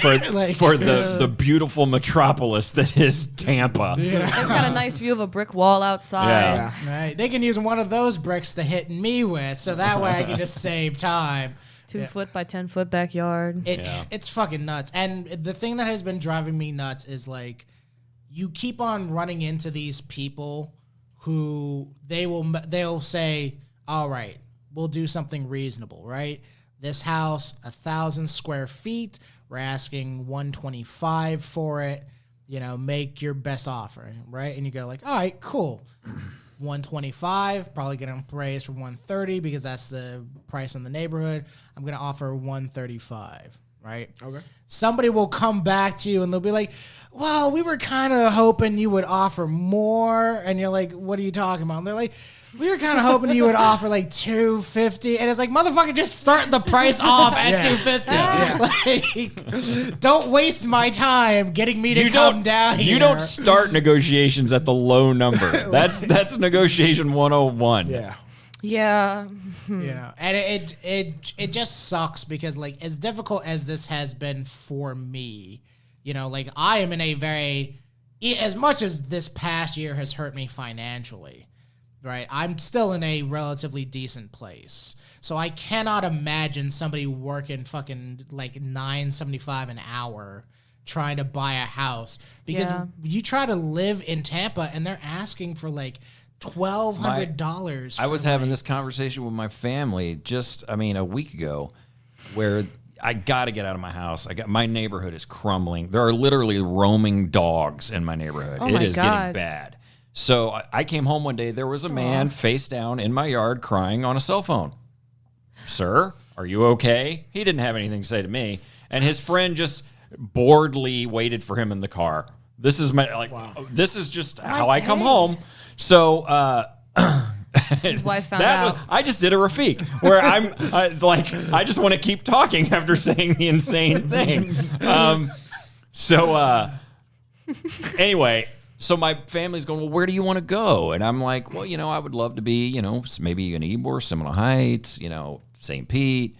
And then I said, but they were like, well, were you really, like, they were wanting to get the dream out of me. And I was like, all right, well, my dream would be into some cool place like New York City, And they were like, well, that's ridiculous. That's expensive. And Why'd I'm like, you fucking ask? well, but no, yes. But also, like, they're going, well, now you're being ridiculous because it costs. And I'm going, you have to understand that in my situation, saying Seminole Heights is just as insane as saying New York City. Like, I'm not poor, but it costs a fucking fortune to live in Seminole Heights. It costs a fucking fortune to live in St. Pete, Yeah, it does. Decent housing in like the Tampa Bay area is like $1,200 on like the lower end of things for an apartment. Yeah, for a 1-bedroom, 1-bath, you're getting $1,200 in a nice place around here. And I'm in the process of looking for apartments, and it's like absolute dog shit as far as options. Right. Or just like, you call a place up and it's like, thank you for calling Melrose Suites.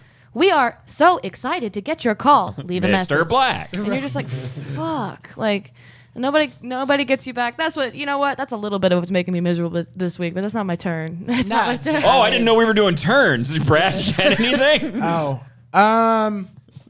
Yeah, I keep falling for people who are not available or not good for me. That's my thing. I keep doing it. Isn't that just the nature of love, though? I guess. We was also bothering him last week. Because this girl who I did. We talked about the girl I met at the bar and went back to her house. Yes. Yeah. Okay. I can't remember if we talked about it or not for here. She's like, we were talking. I was like, I'm interested in you, like romantically. She's like, yeah, I feel the same way too. But a few caveats. I'm fucking crazy. I come with a lot of baggage. She's trans, and I'm not going to put all our information out there, but she's trans, so she's gone through some shit in dealing with that and coming out and the transitioning and everything. So she's like, I have a lot of baggage, and honestly, I don't believe that the risk is worth the reward if you were to try and get a relationship with me. She's like, you're more than welcome to try, but it's going to take probably a lot. So I'm just giving you a heads up. You know what? And I fucking said, respect. but that's some real and I honesty said that to her. I was right like, there. yo, Rigorous. that's awesome. That's cool. Let's do this. We treat this thing no expectations. I like hanging out with you. You like hanging out with me. We're having a good time. Let's just do stuff together occasionally and see what happens. no expectations. Yeah. So that's essentially where we're at right now. Hell yeah. So. Hell yeah. Okay. I was given the gesture. I my refrigerator is fucking broken, dude. And I'm in a situation, I live with 4 other people. Nice. And they aren't my family. And 2 of them I don't like. I hope to hear this episode. So it's You guys at home, guess which one you are. oh yeah, I can't send them this now. Aren't you glad I brought that up? They shouldn't hear half of the shit we said here. I trust you. Just trust me on that. So our refrigerator's broken because at some point thunder crashed and lightning struck the other night while it was storming, and it just took all the power out. And everything returned except for the function of the refrigerator. The freezer works, but I'm not trying to freeze my goddamn butter. I just want things to be chilly enough so that I can eat my yogurt. And everybody... Can we just talk for a second, though, about how thunder crashed and lightning struck? I enjoyed is that. A way cooler description of the power went out. Yeah. That sounds like some fucking epic Thor shit. She was like, thunder struck and lightning crashed. And as Christ descended from the clouds, all power was struck down in the before lake. times. Yeah, so, and the thing was, I wasn't home when the power went out. I think I was hanging out with Brad playing Overwatch. So I came home to the fridge being broken. I was just like, fuck, my yogurt's gone. And it haven't got fixed. All you wanted was some yogurt, too. That's the worst. I'll be real. I crave yogurt frequently. So... Do you feel that you've unburdened yourself saying that? Yeah, wow, I was real with you for once, man. That's really important. That's big. My cocoa yogurt means a lot. Yeah. But no, that's been bothering me because now, it's a good thing I mostly eat things that can be microwaved and exist in the freezer. That shit's expensive. So. Yeah. I'm actually... Good, you haven't. I'm afraid to say this because I don't want Rafiq's head to explode, but I'm kind of doing okay right now. Oh, you're so fucking full of shit. You are so full of shit. I'm kind of look. I've got the same shit I've always got, but I mean, but that's just normal stuff. Yeah, it's just. I mean, it's a part of the daily grind. Dude, one of the worst things. This one who killed me, she would occasionally, and it was a sweet thing to do. She would be like, so just generically, like, so how you doing? Just tell me how you're doing now. It's the worst thing you can do. I'm like, oh, you really want to know? All right. Just open up the fucking skeletons. Here we go. Yeah, it sucks when somebody asks you how you're doing when you're really going through it. Yeah. But no, my point is I'm always kind of going through it on some level. So it's like, so when I hear, hey, how you really doing? I'm like, well, do you know what I do? Let's talk about it. What I do in that situation, I do one of 2 things. One, I ask myself, how am I doing in this actual moment? Right. So if I'm in a good headspace there, I'll be like, oh, I'm doing okay. But if I'm doing bad, I'll be like, not good, but I'm going to be okay. Yeah. Well, this was intimate partner, lover. You know, it's a different. Yeah. It wasn't you at a bar. It was, that's you know. true. That makes sense. And so, I mean, in terms, I can't think of anything I'm actively. Look, I just complained about my shitty neighborhood. So yeah, my neighborhood sucks. My house is literally making me sick. Every night at about 8:30, this weird smell comes through my AC, and no one has yet located what's going on. Oh, that's some and it makes ghost me shit. and it makes me feel like garbage until it just kind of eventually goes away. That's all right. scary. Describe the smell. I think what's happening, and I can't pinpoint it. I think somebody around my AC is going and having a smoke at night. Oh, it's... Because it kind of smells cigarette-y. Okay. But if one of you guys lit up right now, I would not have the reaction I'm having to what... So, my point is, when you ask me what's making me miserable, that answer, I kind of had to search for it because that's just my life. Yeah. Every fucking day around 8:30, I'm planning to feel like crap. You know what I mean? So I can't, in terms of what's making me miserable, I can't think of that active thing that's on me right now. Your threshold for misery. So yeah, so Alan knows me well enough, Brad knows me well enough, but so I guess this is really for you, Ash, and the people at home.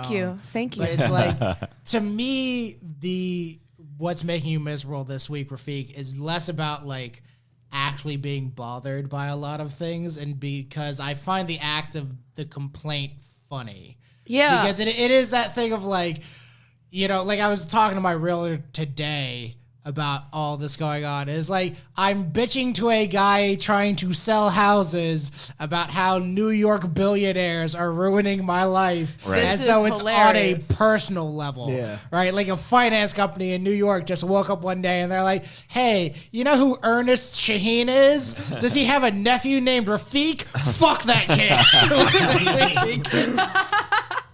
Like some dude's like sitting in a boardroom in fucking Manhattan throwing like darts at my face on a board, being like, fuck him, fuck his family, like I'm just gonna ruin it. What's he trying to do now? Buy a house? Fuck that motherfucker. Like, so I laugh at that and I do it as kind of like an unburdening thing, but like kind of along Alan's line of thought of like when you just feel like you're constantly going through it. One of the things I've started doing recently is, it sounds new agey, but I actually started a gratitude journal. No, that's perfect. That shit's legit. Yeah. That shit's Yeah. legit. I used to make a habit out of posting 5 things I was grateful for on my Facebook every day. And I know it's Facebook, but I did that and it made me feel a little better, and it made other people feel a little better too. It is surprising how often, you know, and, you know, when you were sad the other week, legitimately, you know, like, it was that thing of, you know, when you were sad, I was like, I need to reach out to my friend to make sure that he's okay. And as much as like social media can be this very blank void where we're not really interacting with each other, when it's somebody that you legitimately know and care about, when you see, you know, a gratitude post or you see a post where they're sad or something like that, it is one of the few moments where social media can shine, where it's like, hey man, how are you doing? Like, please talk to me and make sure that, let me know that you're okay. Or Meaningful let me know. human connection on social media. Yeah, I mean, all I got is this guy. What happened? If it I was wasn't, thinking about my cigarette smell AC again, going back down my Batman path of trying to figure out what the fuck's going on. if it wasn't for social media, like we wouldn't be. We wouldn't be I hanging mean, out. We'd be yeah, friends. we'd still be acquaintances. Like there'd be no ill will, but like. But my well, you- only memory of him would be my first memory of him, Yeah. where I was just like intimidated a little. So like that would suck. I think there is, you know, depending on the person and the whatever. I think there can be some. I feel a connection to this guy. Even I haven't been in the same room with you for what, 5 years? Probably, yeah. Yeah, It's been a while. but since it's I've like seen as, it, yeah. as soon as you saw me downstairs, hey man, and we shook hands, like, yeah, that's my guy, you know. Yeah. And I'm sure that part of that is the fact that you and I have liked each other's horseshit on Facebook, yeah, you know. yeah. you're staying engaged in some way. Right. Yes, Yo, exactly. it's just, it makes me happy when I see friends I haven't talked to in a long time just post fucking memes. Like when they're just posting things that make them laugh, and I Yeah. get to laugh at that too. I'm like, we're both snorting a little bit right now. A friend of mine, 2 weeks ago, I was in San Antonio with the family, and I convinced a friend who lives in Texas. He was kind of like itching to go on vacation anyway, so it just worked out perfectly. He's, you know what, perfect. I've been telling the wife that I was going to take her there anyway, so we'll just do it that weekend. So I hung out with them. I haven't been in the same room with them for 23 years. Yeah. But through social media, I've been in contact with this guy for the last 5 whatever years. Bro. So when we were face to face with each other, it wasn't weird. Yeah. It was like, hey Brian, how you doing, man? Yeah, it's good to see you, Alan. You know. Similar story. Oh, sorry, go ahead. I was gonna say, what if you like? This is dumb. What if you saw them again after so long and they just were completely like they just changed race or something? Like, they're just completely different, and you didn't know. Sorry. What's the change? Though? What's the change? What They're is just it? Indian now. When did Like, you I don't guys know. become Like, Asian? It's like you didn't see it was on Facebook. Transition. Yeah.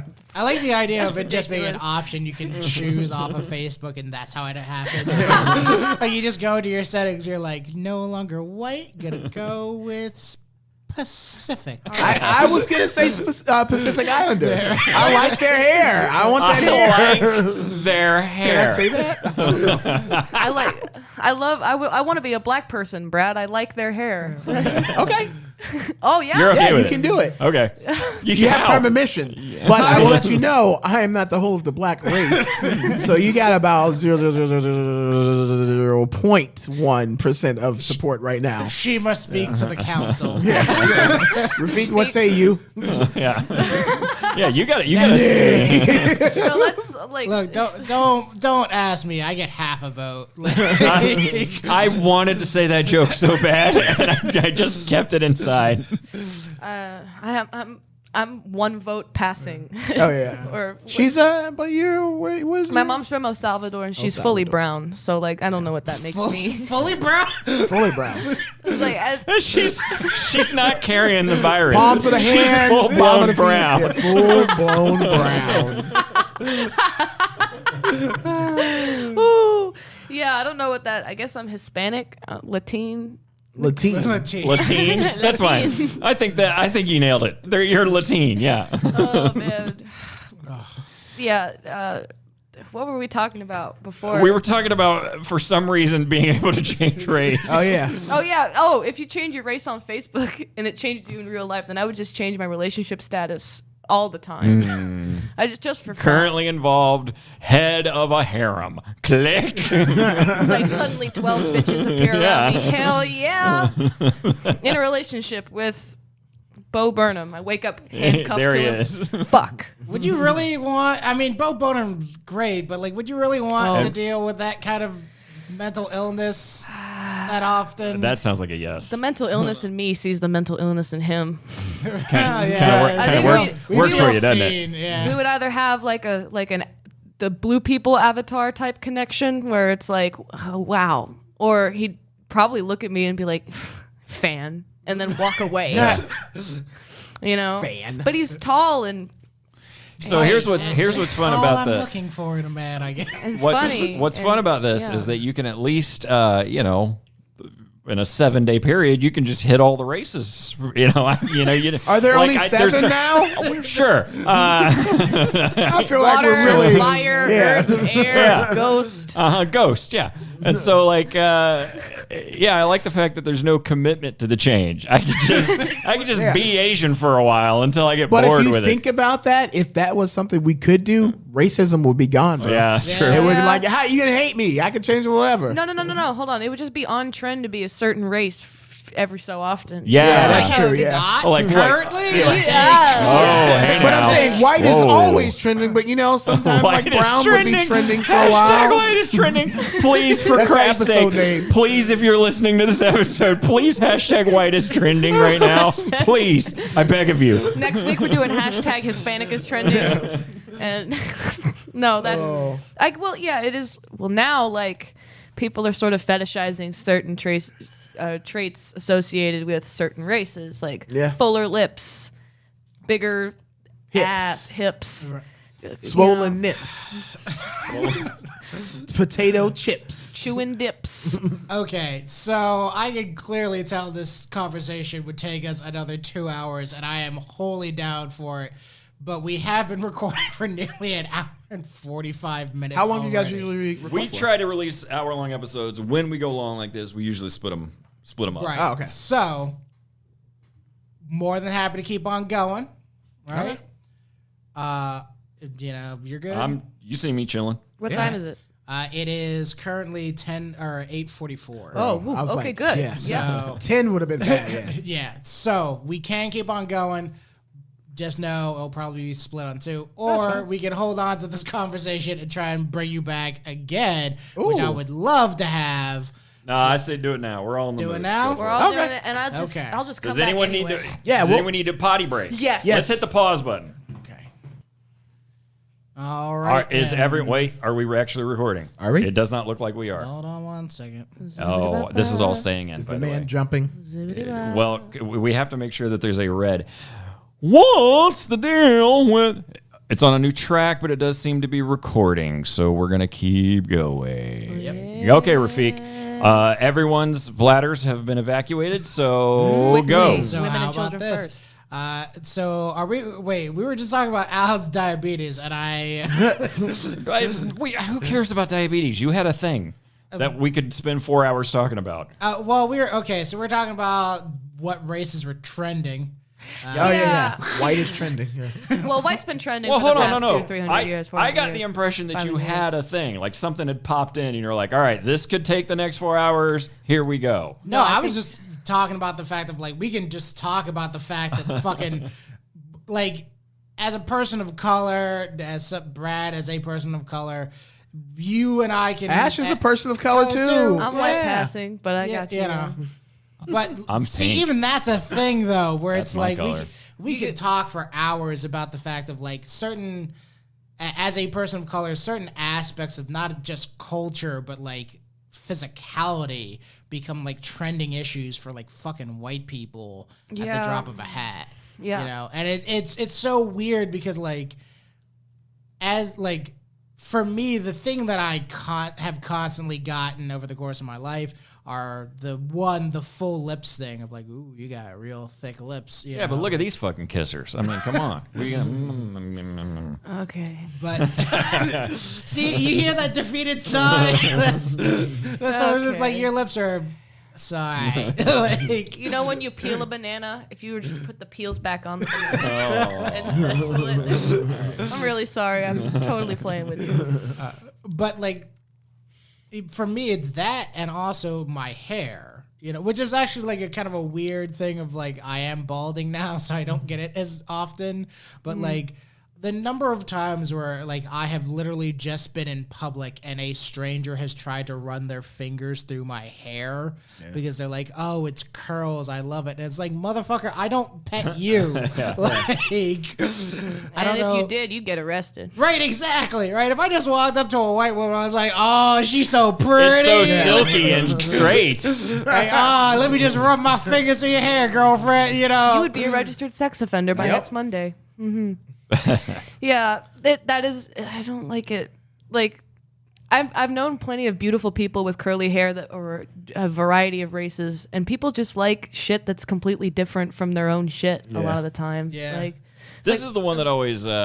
Never mind. Totally irrelevant. Keep going. I will say one thing though that I've noticed in recent years where I kind of go like, I don't know if this is actually the thing that people think it is when it comes to cultural appropriation. Because there is a certain portion of me that goes, the whole nature of culture is to be shared and traded and to evolve and grow and, you know, be experienced. So when I see, you know, and this may not be for me, I'm wholly willing to understand that I am the asshole in this situation because I'm no expert. But like when I see, you know, a black woman in a kimono and then people fucking up in arms on Instagram going, "Oh, that's cultural appropriation." Are they really up in arms though? Do they really care? I don't. I'm gonna piggyback off that and say, I mean, that's everything on the internet is fake anyway. Like, who really cares? I mean, true, but like, there's the number of times you'd see on like the news or something where it's like so and so's in hot water because she was wearing braids in her hair, you know, and it's like, I guess, you know, like I should definitely chime in this conversation. Yes. Oh yeah. No, you got the most credentials. For me, White is trending. yeah. Hashtag white is trending. All listeners, hashtag white is trending. they are such oppressed people. There does come a point for me of absurdity, which is like, why would you get mad about? Okay, to my knowledge, I'm no historian on this. To my knowledge, bourbon is a Kentucky drink. It is an American South. That's where it started. Right? So am I going to get mad if a cool Japanese company comes out with some cool Japanese bourbon? Oh, you're fucking stepping on my fucking Kentucky. Isn't it great that bourbon made its way to Japan and some Japanese people found a way to do the formula in their style? Isn't that fucking rad? Yeah. Sure, you why know? not? Isn't it rad that I took a taco and smeared my own whatever bullshit in it and now it's a kind of a new thing? Like, isn't that a good thing? I'm gonna say because of the concept of like just capitalism as a whole and people sharing products, which we've been doing, you know, since forever. Since So industrialization. let's take it to the next level. I'm sorry to cut you off, but I think I know where you're going with that, so I'm just going to assume that I knew. Like Go a ahead. white person. Mansplain what you thought to me. But if you're going where I think you're going, it's a whole commerce argument. Okay, fine. Does that mean that I could never, ever incorporate African drums in a song that I was writing? Could I never incorporate an Asian that sound in a song I was writing? You know what I mean? no, if the Beatles did it, you're okay. No, if the Beatles did it, I guess you're okay, huh? I think They've colonized everything already, the British. that would be okay because I think the issue with cultural appropriation is not acknowledging where it came from. Brad's right on it. I think that's the issue right there. So you putting African drums in your beat, obviously you have appreciation for this music and you want to incorporate it into your music. The issue comes where, like, say, I don't know, some 40, I can't say that because I'm 40 now. Wow, fuck. Some older than 40. Some real piece of shit who's like 42, right? Yeah. Let's go 45. I mean, like an older, like white woman, like at a country club, and like who like never listened to like rap music and thinks very little of like African Americans as a culture as well. Suddenly gets like, I don't have any problem with those people. Suddenly gets her hair braided the same way that she saw, like, I don't know, Meg Thee Stallion wearing it, and I don't know. I don't know, man. I might be too high. I think you have. I think both of you have great points about this, and I don't think you're wrong. The notion that like a lot of the issue comes from the fact of people not being recognized, and especially because people are profiting off of it, is a problem. But there's a whole thing to be said though of like, if you are trying to experience a culture, right? If somebody comes along and serves French food in a American restaurant, and they change the way, foie gras or something like that is produced, right? If they change that, then they've made a change and they are profiting off of this cultural aspect, but like you can't get mad about it just because someone is trying to experience it in a new way. I don't think that's it. I think that's different because there's never been an issue between white Americans and, French people. White Americans have never owned French people as slaves. The issue comes in the fact you look back to like jazz music. White people owned black people in this country for hundreds of years and were brutalized. We were raped, we were tortured, we were killed, we were treated as property. Black people created this music, jazz. White people would play the same songs they were doing and then get paid more money for them. Right. So all the hard work that was done was then again they were being raped again. It was being taken. Here's another thing I think, because something you said tipped me off on this, is like, if something becomes performative, like if the thing you're doing is performative, if you're showing off your box braids to seem cool and you don't know where they came from, that's a little weird. If you're like, if you're getting deep ass tans to look really cool and making your lips fuller, the Jenners or the Kardashians or whatever. Did you say DeGeneres? The Jenners. But the Jenners and the Kardashians are the same people now. Their clans came together and became the Thunder Clan. The clans have united. Anyway, it's like if very you do, epic of this girl. You're doing something performative regarding another person's culture, then it's weird, because you wouldn't like. But I mean, if and I don't get me wrong, I am absolutely agreeing with the two of you. But if I learn to play the scimitar, which is a traditional Japanese instrument, all right, just because, and like I play it and I learn it and I love it and I decide to play it on stage, to suddenly say that you are barred access to this because it has now become performative, even if I am not making money off of it. That's not what I mean. I mean more like if you're performing a race.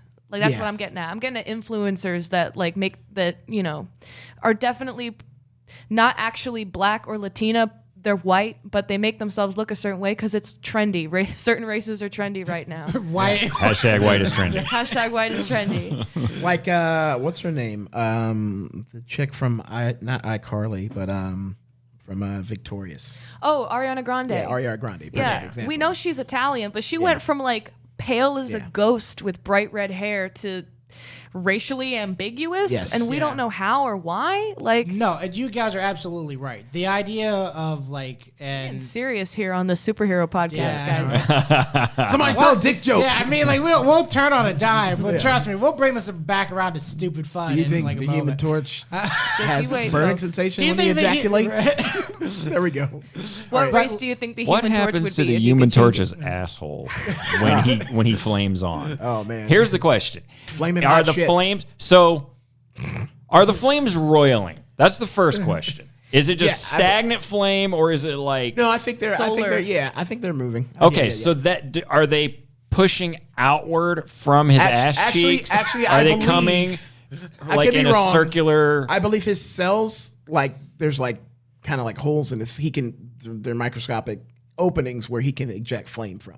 So there's like literally millions of lighters all up and down his body, kind of that sense. Okay. So like So- he activates them, and he can activate them individually. So I wait- think this is speculation. So what you're telling me is that Johnny Storm is a juggalo, and we just haven't caught him with enough lighters yet. No, yeah. that I one want to went see it. so It's- far over my head, and I don't want it explained to me. I'm not sure I understand. I'm not sure, and I don't want to know. I got it too, but I'm also lying. I want to see an It's Always Sunny in the Fantastic Four Tower episode where the gang does ecstasy and everybody's like sweating and doing their weird shit. And Johnny's like, I feel like I'm on fire. And they look over and he is. That's it. That's all I have for that. Okay. Yes, it's absurd for me to ever chime in on these topics. No, but not I at do. all. But I do wonder. You know, if somebody plays traditional X music, suddenly that's bad. But nobody gets their panties in a twist if you see a Japanese guy doing opera. That's not Japanese music. You know what I mean? I mean, it's.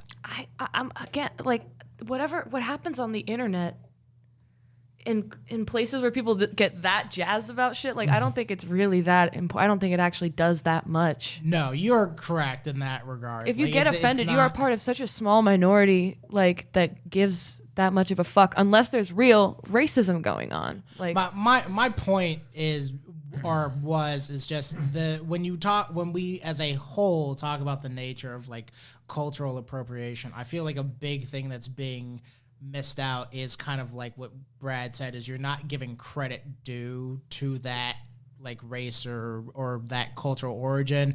But there is also a certain portion where it's like you shouldn't have to preface every photo you post online with like, well, this kimono is like a traditional Japanese thing, and these sandals are traditionally Bohemian, and you know, like these glasses are done in a Italian style, and I guess you know, here's my Versace. point. Here's my point.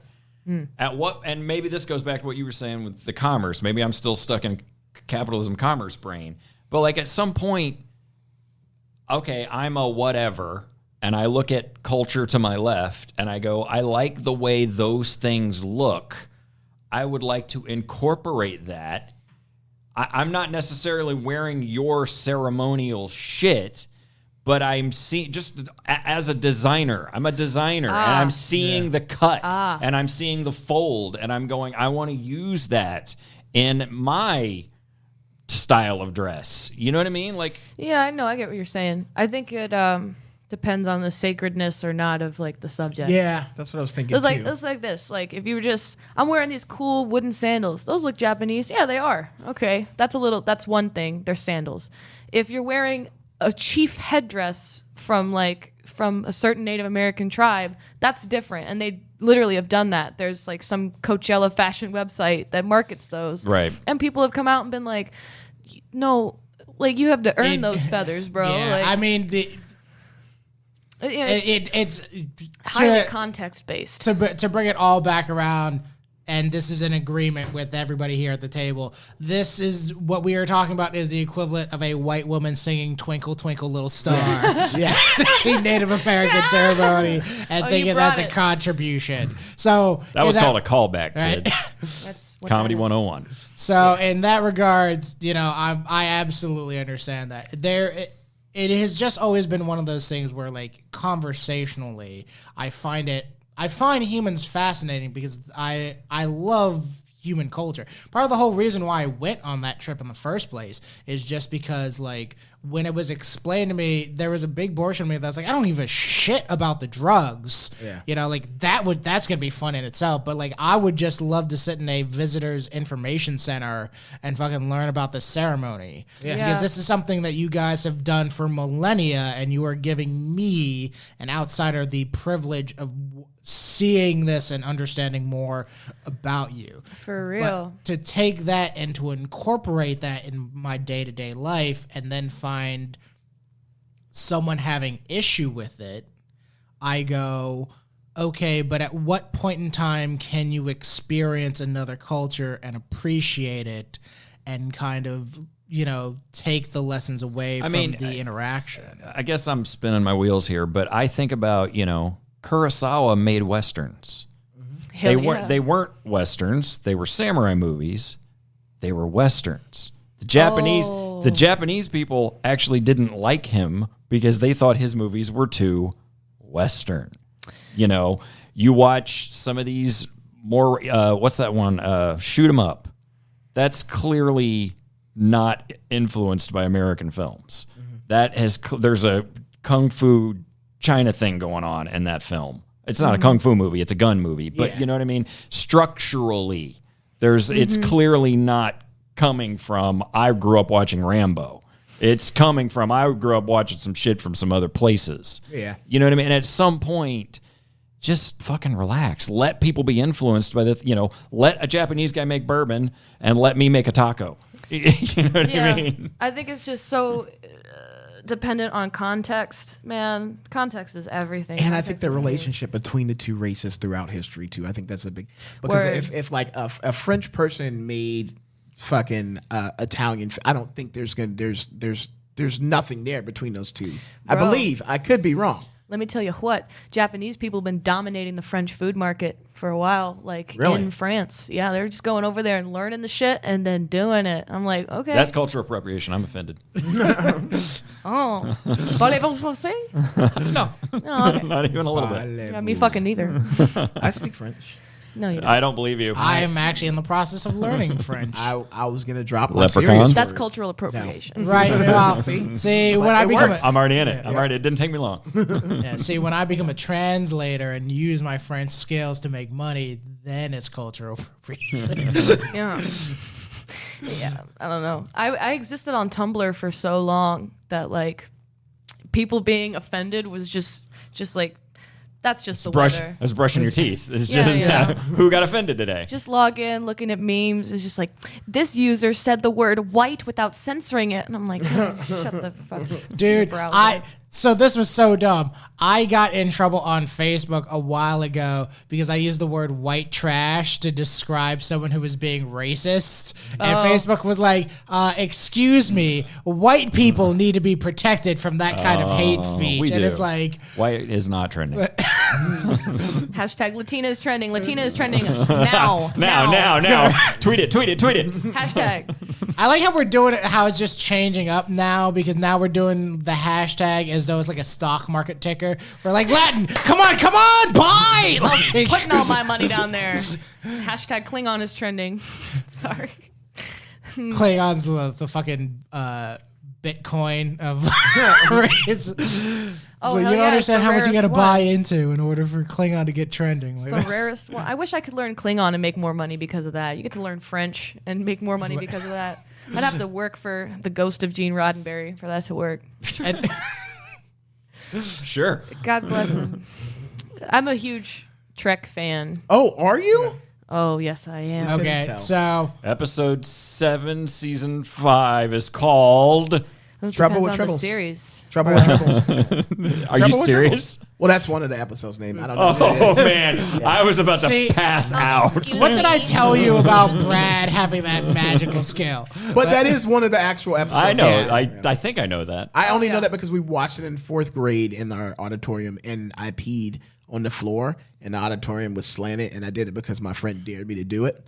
See, here's the thing. I feel like you might have watched the episode, but now I can't tell, so I'm gonna ask Leprechaun. Oh no, yeah, Leprechaun. Like, okay. Well, that's why it exists. I don't think we can split this my episode in God. half because it won't make sense. I was so afraid that because like it was the auditorium was on a slant, so my piss was just going down. I was like, they're gonna be able to trace it back to me. I'm like, please stop. Please We're gonna get CSI in here. Yeah, Oh my God. yeah. I That's was a weird great. kid. That was a weird kid.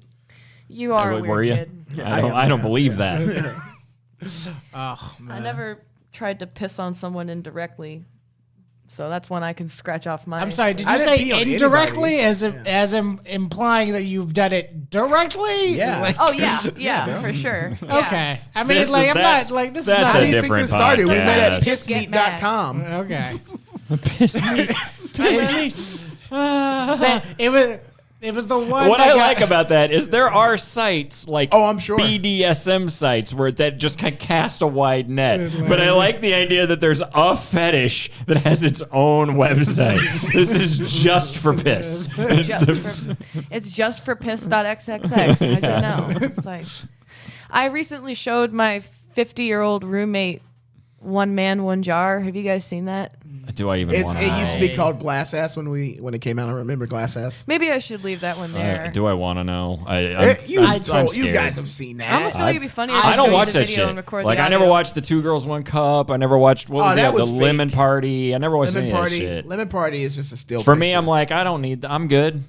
I don't need that in my life. I'm fine. It's- Good for them. It's sort of something that baptizes your teenagehood. Yeah. At least it was when in my Goat day. Remember I Goat do Save? have that problem. Goatsy. I do have that problem with horror movies where it's like, oh, there's that one fucked up horror movie that has that reputation for like ruining your life. Oh, yeah. Oh, I guess I got to watch that one. Which one was it for? For me, the last one I saw that really bothered me was Salo, 100 Days of Sodom. What? There's I mean, I'm saying I didn't say no. That's wrong. I was saying I was trying to say I haven't heard of it. I don't know. I went. That's wrong. It's Salo, 100 Days of Sodom. Okay. And It there sounds like an anime. there is a scene in that film. There's basically, long story short, these guys are torturing kids Okay. in different ways, and the torture changes. So there's a period of time where we're going to do it in this way, and then there's a period of time where we're going to do it in this way.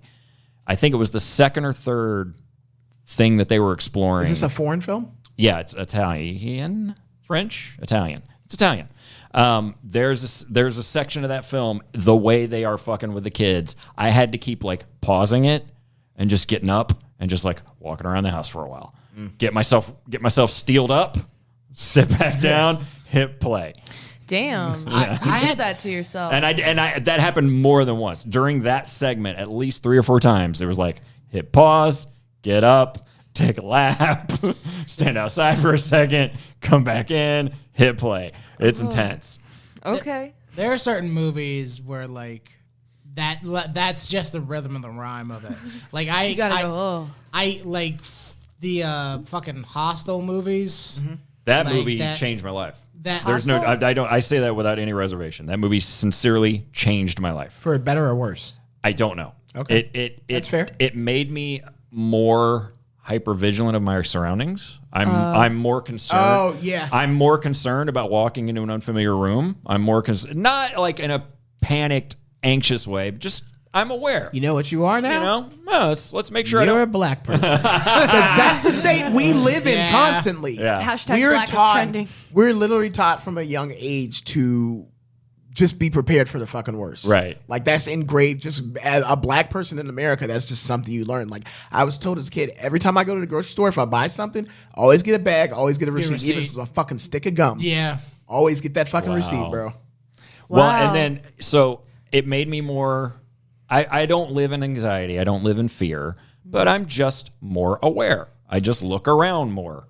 You know. Hostel is the name of Yeah. this? But it also, I think it changed me in terms of it was so intense when I first saw it. Yeah. That sometimes a piece of entertainment changes you and you can't even really articulate why. You No, I get that. just know that you're not the same person Yeah. at the end of it. It's like an acid trip. And it is one of the reasons why that movie in particular is one of the reasons why it's harder to find a horror movie that bothers me. Because I'm just like, yeah, I've seen that. Yeah. You know?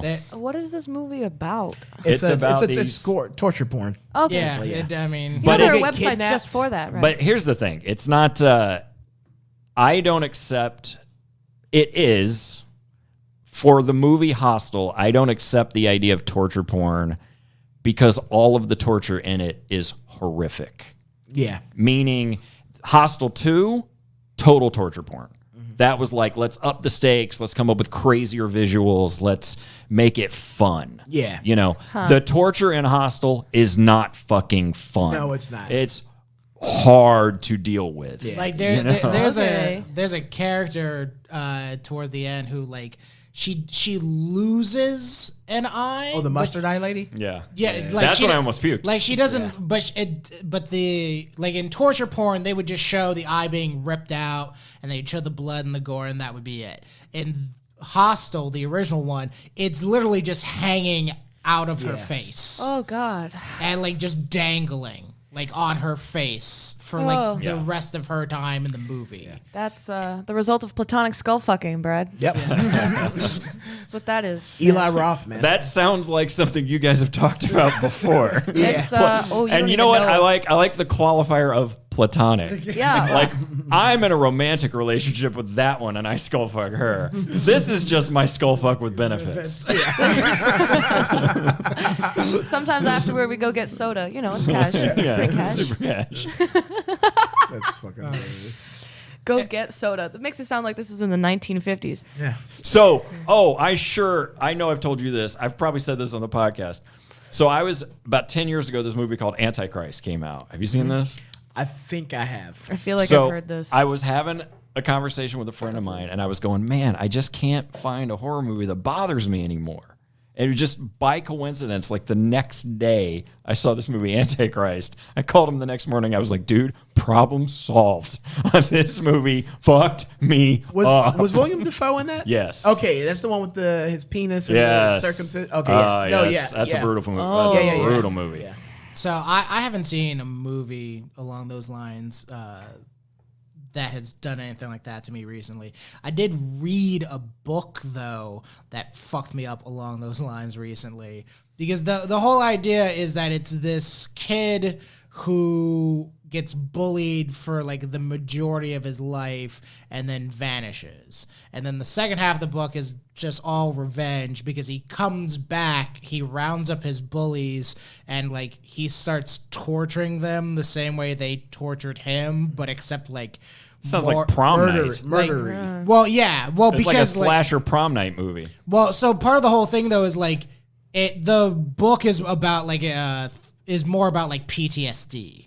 Because like he goes off to war, he like ends up becoming like a interrogator for the CIA, you know, so he's coming back with these skills to the US and he's fucking tormenting them. And the thing that fucked me up though is like the very first dude he kills, or not the first dude, the second dude that he kills, he like takes a vegetable peeler and they describe for like 5 pages like the intensive labor of him peeling off the skin of this dude. I'll say this. When you were asking for concrete examples, I walked away with a different opinion of torture because of Hostel. Okay. You know, Whoa. I was never like, I'm into torture. I'm pro torture. You know, Yeah. I mean, that was never, but I was also like one of those guys that would go, hey, it's a horrible thing, but you know, sometimes you got to do what you got to do. After Hostel, I was like, no, I'm not into torture. That's not an okay thing to ever do for any reason whatsoever. They've already You know? determined that when you torture people with pain, they don't actually give you more accurate or better answers, Right. or any Yeah. answers at all. Even they They just tell you what whatever. you think. Right. They, And then you Right, kill because him. they want it to So- stop. Like, Yeah. So instead, why don't we just tickle them or something? Like, I mean, that's a form of torture, though. Like, well, yeah, you're right. but I'd There's rather a be Depends on the tickled. person. Yeah, I'd There's rather a be threshold. tickled than I fucked. yeah, here's the thing, though, right? Imagine if you're being tickled and it doesn't stop. You hit that you hit that point where you're laughing so hard you can't breathe, and then it just keeps on going. Oh, that's that so thing when you- you're 5 and then it stops being fun and then you're crying. Right, and Please you hate stop your doing dad. this. right. Yeah. and that's what I'm saying though, is like, imagine that you hit that point and it just doesn't stop. I kind of want to try that now. Constantly feel like you're been so long. starving. We'll talk later. Whoa. Did you just bring a dominatrix on? Is that like, Maybe. I hope so. My number is no. Just kidding. 6. speaking of which, 69. I guess now's a good time for people to plug their shit. So, Ash, what's going on with you? Not much soon. Pretty soon I'm going to be on the Something Planet podcast where I've heard at least that I'll be I'll be featuring on that. I've taken a break from my usual improv and stand-up stuff, but don't worry, babies, I will be coming back with that. I don't have any fans. Why am I saying that? Follow me on Facebook. Because I don't have any other social media. And here's where can they follow you on Facebook? you just look me up. My name is Ash Pistachio. If you want to be my friend, if you don't, go away. Send me a sexy DM instead, and then I'll ignore you, and it'll feel really good. I say this as a guy. That is the worst open invitation you could put out into the universe. I was for really creeps. thinking that was a bad move. Yeah, you know Send me a what? sexy DM, every thirsty dude for 1,000 miles. No, it's all right. She said she wanted to see a photo of it. I mean, I'm bored as fuck. I'll laugh at your penis. Oh. Go ahead. Brad? I don't have any comedy gigs coming up, but music-wise, I will. My band, my jazz band, Crisis, will be at Blur in Dunedin on the 3rd of July. Cool. Saturday night, free show. Come on out. It's an outdoor thing. It'll be fun. Okay. And where can they follow you on the social? You can follow me. All my handles are the Minister Brad. So that's Instagram, Twitter, Twitch, Facebook, and TikTok. All right. And don't forget the something. And it's something. Yeah, fuck those guys. No. And I guess I should plug my podcast on this Superior podcast because fuck that. Here, you know what? I'm coming clean right now. I don't want to fucking do Something Planet anymore. I'm getting sick of that shit. The guy's been pissing me off a lot, and like I think it's just a situation where Leprechaun? you spend too much. Nah. I love those guys. No, I fucking love those guys. They're fucking amazing, and we have a lot of fun. So Something Planet podcast, and we stream on Twitch as well, so you can watch us doing our podcast, and then on Wednesdays, although we've been taking a break. We stream video games. Every Wednesday. That's why I've been taking a break.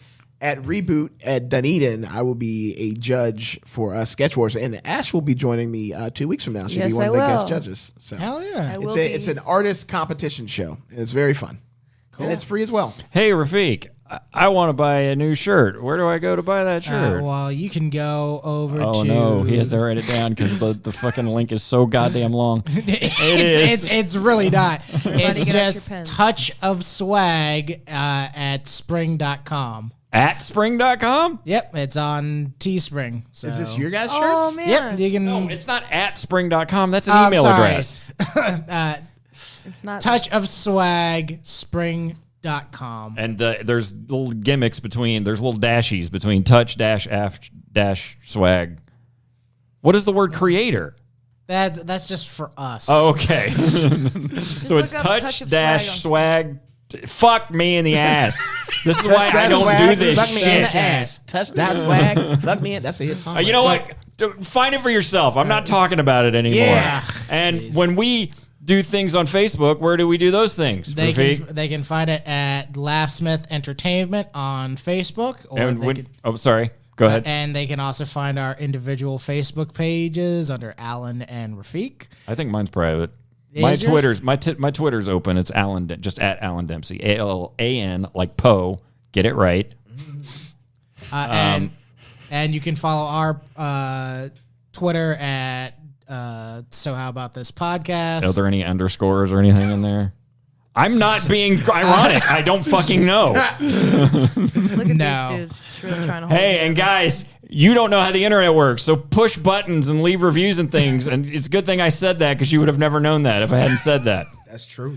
It's true. I'm out of gas, guys. How you guys doing? I think I'm good. Fuck it. I worked all day too, though, so I'm kind of and I'm pretty high right now. So, well, I mean, no, I'm not. Don't do drugs, kids. Don't do kids drugs. They need them for their bodies. Just don't do anything, anyone. yes. Don't do anything Ever. but do anyone. Sure. Yeah, You have to do something before you do someone, though. Like you can't just show up. I mean, you gotta. I show up, I knock on the door, and I'm like, hey. In a relationship, Boom. you just get to fuck whoever you put. Oh, right. We've established that. You know.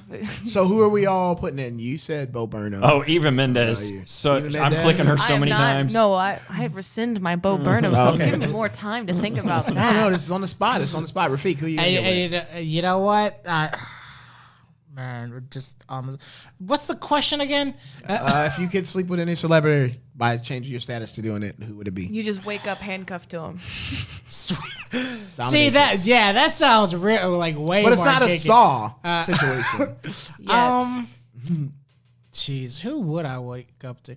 And see, the only person I can think of is not a celebrity; she's a porn star. And the only reason why is because I feel like she would have fun with it, right? And Like, ooh. yeah, you know what I mean. Like, and that's always like my qualification Okay, well, for who is sex she? Bro, would be Gianna Michaels. Okay. Like, because it's that whole thing of like every time someone goes like, "Oh, would you sleep with Denzel Washington or something like that?" It's like, how do you know Denzel would wake up next to you and be like, "Ugh," like Yeah, this is why I word. don't drink tequila anymore. Like, He didn't change his Facebook status. right? Yeah, it's like you change yours, and Denzel's like, "Oh, fucking another one." Oh, Like, wait, all have right. I Have I I guess- told the deserted island joke on this podcast? I don't think so. Where the guy Do gets it. washed up with his celebrity crush? Fucking tell it now. All right, this is how we're gonna end. Brad, who's your like top celebrity crush? Reba McEntire. Reba McEntire. So Brad's on a cruise, and it just so happens Reba McEntire's on the same cruise. Total coincidence. He doesn't know her. She doesn't know him. Boat sinks. They end up on the shore together. They're stuck. Deserted island. Well, time passes. They make a little hut out of leaves. They got only each other. They fall in love. They have this little mock wedding, you know, the whole thing.